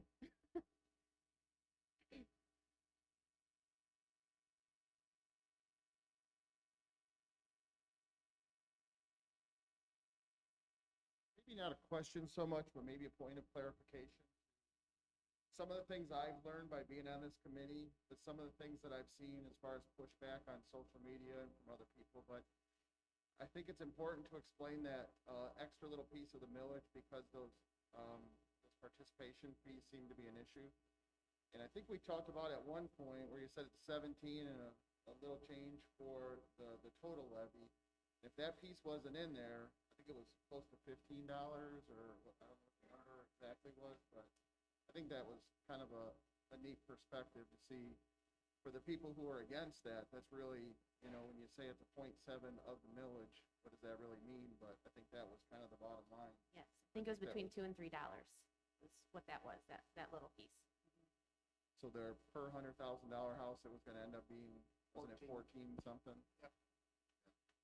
So I thought that was good. And then one other thing was there was some pushback about adding an administrator. And I think the board had talked about as far as administrators per student, how do we rank among our other districts as far as teachers or administrators per student? Because I still think we're on the low end when you compare that to other schools. So it's not like we're adding fluff. I mean, we're still underserved. Yeah. As Bill? administrators, I think that was a good clarification. And I can give you that stat here, right here. We have 11 administrators in the district, just 4 building level administrators at the moment. The state average is over 20. So, and I'll address that specifically. The position that we added at the high school is one that I wanted to add and felt was a need for the time that I've been here, since I've been here. One of the things that I expect my building level administrators to be, and we've had these conversations, is to be instructional leaders in the district.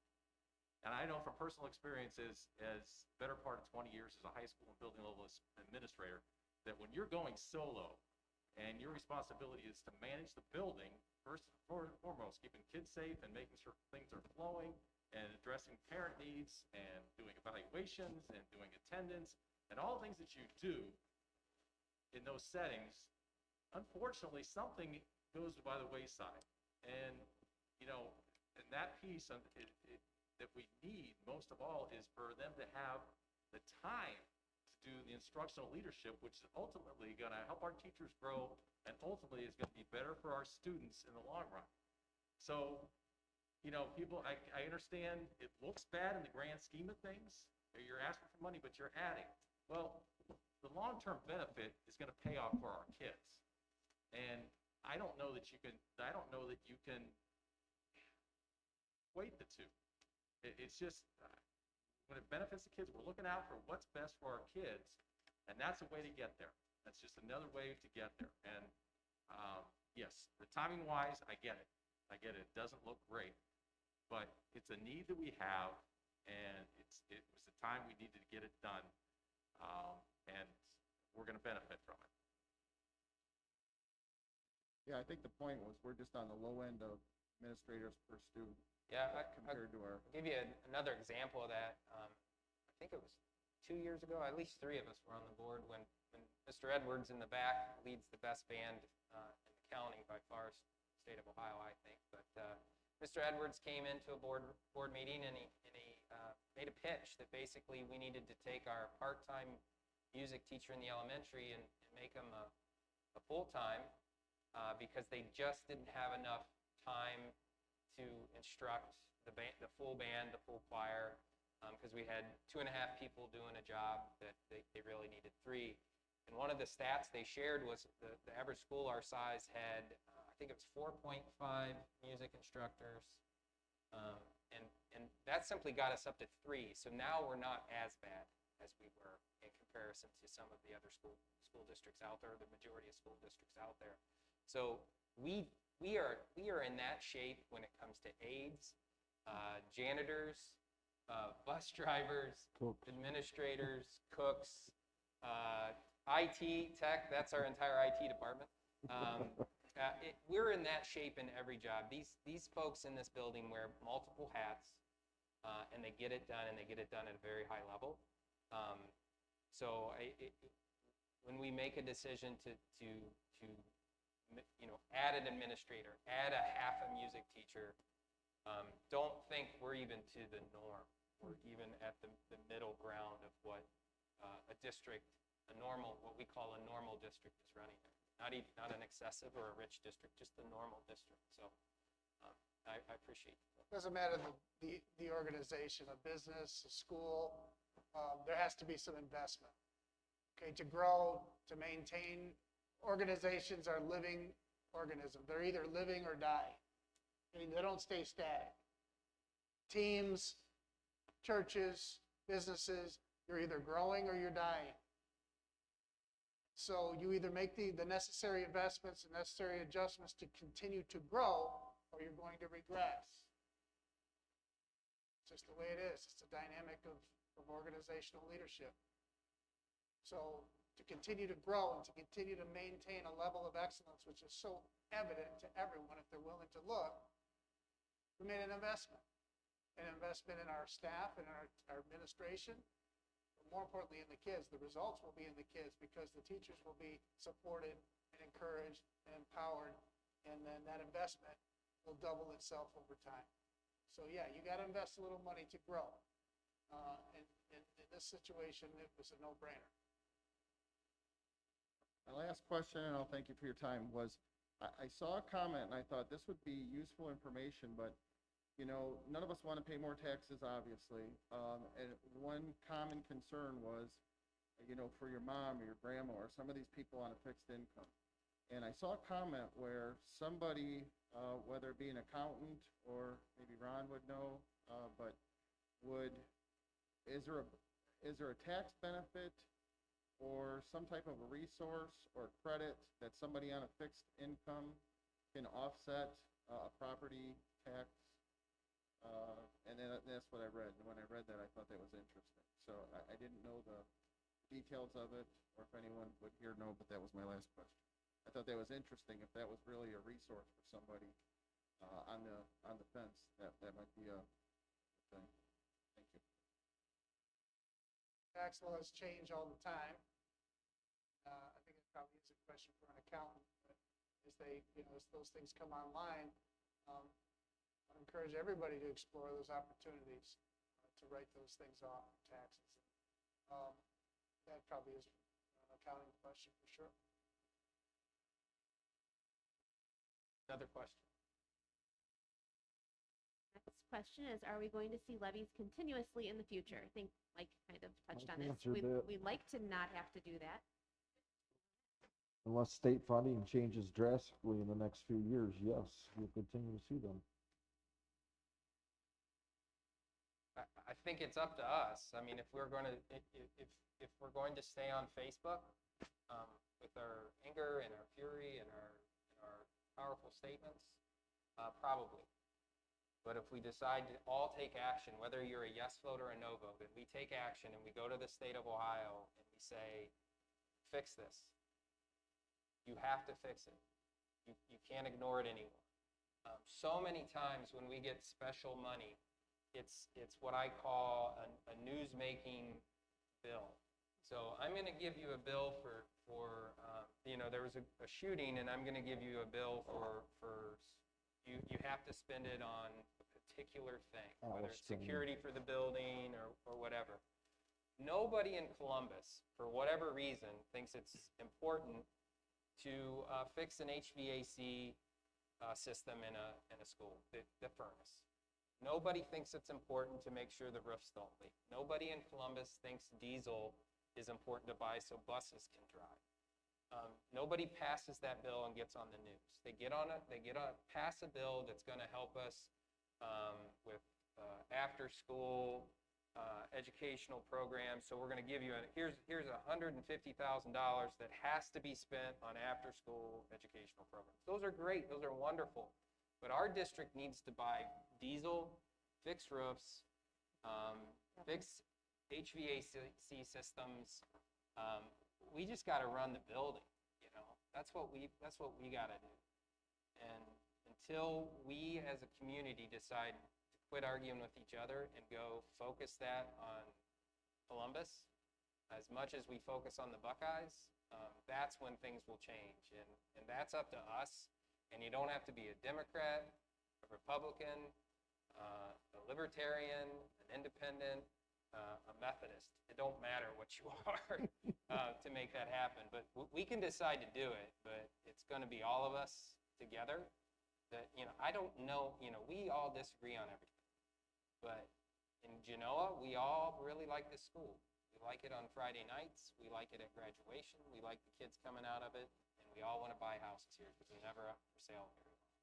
So let's take that energy and kind of turn our heads all together towards Columbus, and maybe this will be the last one we have to do because they can get it right down there for a change. You follow us on Facebook and Twitter, Genoa Schools Levy Support. We have the contact information for Teresa Gavarone and DJ Swearingen there. We'd really appreciate you petitioning them with any frustrations you have about this. Would be great for you to share that with them. We also have a website for the Levy Committee, sites.google.com/genoaschools.com/levy. I'll say that one more time. sites.google.com/genoaschools.com/levy. You can find lots of information there. Senator Gavarone will be at the American Legion Hall on Memorial Day after the ceremony. She's a guest speaker, but she will be at the Legion Hall if anybody would like to talk to her. Not only that, though, at a local level with our county commissioners as well, we need more business and infrastructure out this way, and it's very important to contact our local county commissioners as well. Any other questions from anybody in house? Please keep them coming. You can email tdbaker@genoaschools.com for a question. We have another one up here. Where did all the money go from the 2015 operating levy? Mr. Nye, you want to tackle that one? Well, it's simple. From 2015, we actually increased our revenue up to a level. From 2015 to 2021, expenditures keep on rising. Largest, and we've talked about this before, our largest expense exponentially was special ed, going from $600,000 to $700,000 a year, all the way up to basically almost $1.4 million per year. That operating levy brought in a little over $1 million a year. Most of that, or I shouldn't say most of it, a good majority of it was siphoned off from special ed. On top of that, utilities increase, books, consumables, all that increase. And basically, once you pass a levy, your revenue essentially stays stagnant. Our levy, if you look at our 5-year forecast, the actuals, our revenues, there's small incremental increases, but for the most part, it's insignificant in comparison to the expenditures. So that's essentially what's happening. Would you say it's about a 5 or 6 year cycle? Bill? Depending, obviously, the amounts of millage, the millage matters, but. If I had a crystal ball, I would have never thought that special education would have increased as much as it did. When we went out for that levy in 2015, I basically look at history and basically estimate what I believe is going to happen, like you said, for the next 5, 6, 7, 8 years to get us out to the next levy. No way I would have fathomed that special education would have increased so much in that time frame. Said that in itself probably knocked off. We're back here, 2015, and we're in 2021. Take away the special ed, if it was just the natural increase that it was in the previous 7 to 10 years, we would probably have another essentially year or two before we'd have to have this conversation. But you're going to have the conversation. You can't have Eventually, something. You can't fathom that. I wouldn't have fathomed that it would have increased. But even if that were the case, you're going to have it a year from now anyway. Yeah. Oh yeah. It's no doubt. That's true. Yeah. The getting away from levies, like I said, everybody's talked about it. We are the largest employer. To get away from having to essentially go to the taxpayer all the time, with funding as it is, we need a First Solar or the Amazon or something. Everybody wants a Wendy's. I want a Wendy's distribution center. Right. I don't. Those are things that we need. So it takes that onus off of the taxpayer. Until that happens, until the Columbus gets it right, this is basically going to be, essentially, I would hope it'd be a little bit longer than 5 to 6 years, but it's going to happen. It's going to happen. Even with that 86% increase, we're still pretty slim on our aides and our staff for the special ed. We could even use more, but we get by with, what we can. So. And I think Julie might have said it. When it comes to special education, there's no cutting corners. If we need, whether it be another aide, another teacher, there's only so many students to teacher ratios. It's mandated. You don't have a choice. Yeah. There's not much you can do. And I've had my piece about that. I've talked to Lauren many times about what we potentially could do, but there's really, like I said, it is a mandated system out there when it comes to special ed, unfortunately. It's unfortunate on the cost side, but I would just say the return on investment is fortunate. It's very, very fortunate. The result of the special education provided by the mandate. This is a mandate I feel pretty good about doing. I feel pretty good about paying that bill because the result is it matters, and it makes the successful adults that we want to see in our community. That's what it does. So the testimonies alone. yeah. And just to piggyback off the idea of the aides, you probably get sick of my stats here after a while, but we have 1.6 aides per 1,000 students. State average is 7.2. Say that again. 7.2 versus 1.6? Yes, state average of aides per 1,000 students is 7.2. We have 1.6.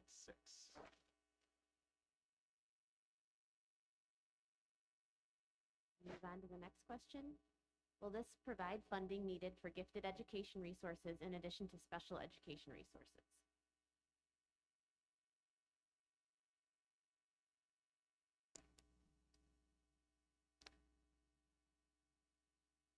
I think what we, ideally it would. I think what we're faced with though is partly is having the gifted, we have teachers that are gifted certified. That is our challenge, is finding those teachers. And then trying to incorporate them.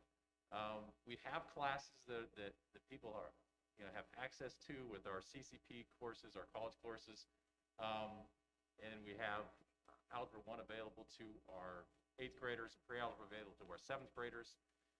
And our teachers work really hard, I think, at trying to provide additional motivation, services, opportunities for the kids within their classes that have been identified as gifted. That being said, we need more resources to be able to do that. It's an ongoing challenge for us. We will always dedicate whatever we need to special education. We have moral obligation there. We have an obligation to our gifted education students as well. And it's just a lot more challenging to provide the needs that they have and with the staff that we have. We need to be able to expand that. And honestly, I don't think that was part of the conversation when we looked at this, but I can guarantee you if it was, we'd probably have to add another $500,000 at least to some degree to be able to provide the staffing for that, at least a partial staffing. That being said, I know our teachers do a really good job and they're working hard to try to provide services for those kids, and they will continue to do that. Any more, Tim? Okay. Anybody else? Or any board members have anything that they've been asked about that they'd like to share? Mr. Olmaker?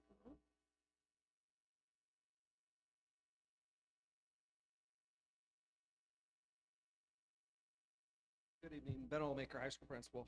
I feel like so many of these conversations I'm wrapped in, having been here long enough now as 8 years. Last 3 years, I've gotten to do the great work of being the high school principal. We get to do the fun stuff, graduations and dances and this and that. Before that, I was Mr. Olmaker, who sat in on those 110 IEP meetings, 504s, ETRs, like part of my tribe over there. And to Mr. Trainer's point, and Lauren, I know the special ed cost gets thrown around a lot. Certainly not an indictment. I think it's a credit to our district that we take care of kids. Before I was Mr. Olmaker, I was Coach Olmaker. And you start talking about Comet football, and I get fired up. You can hear my voice right now. I hope that when we have people who do as much to support kids after school from 2:30 on, Brian Edwards of the world. Someday Brian's not going to be here. I hope the board at that point in time commits in the same way to finding the best band director in the same way that we did for football coach. And that the same way that someday, 25 years from now, when Tricia Shane's not here anymore, that we commit in the same way to finding the best FFA advisor. The things that kids do outside of 2:30 matter as much as 7:30 to 2:30. Coaches, advisors, people like that.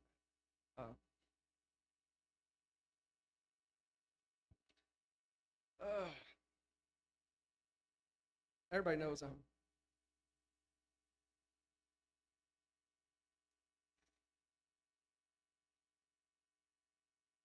pretty passionate about this place.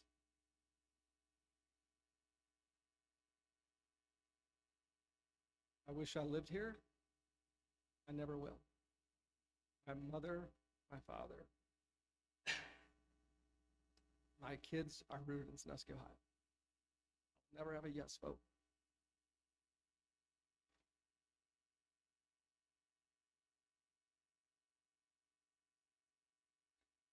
But through the calculator, I've done the math. So based on my house, Sandusky, Ohio, this is my yes vote.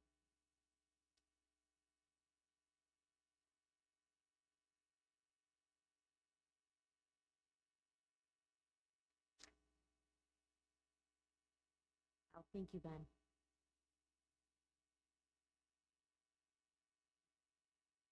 So there were a couple things on, of all places, Genoa, Taco Genoa.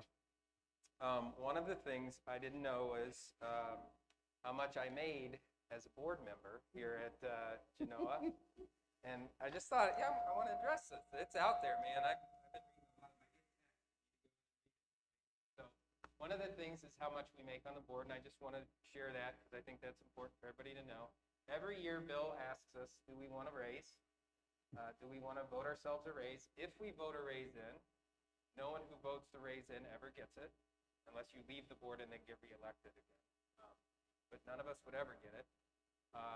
We have voted to not take a raise, and a board member every year asks the same question, which Chrissy is. What's the question that's always asked?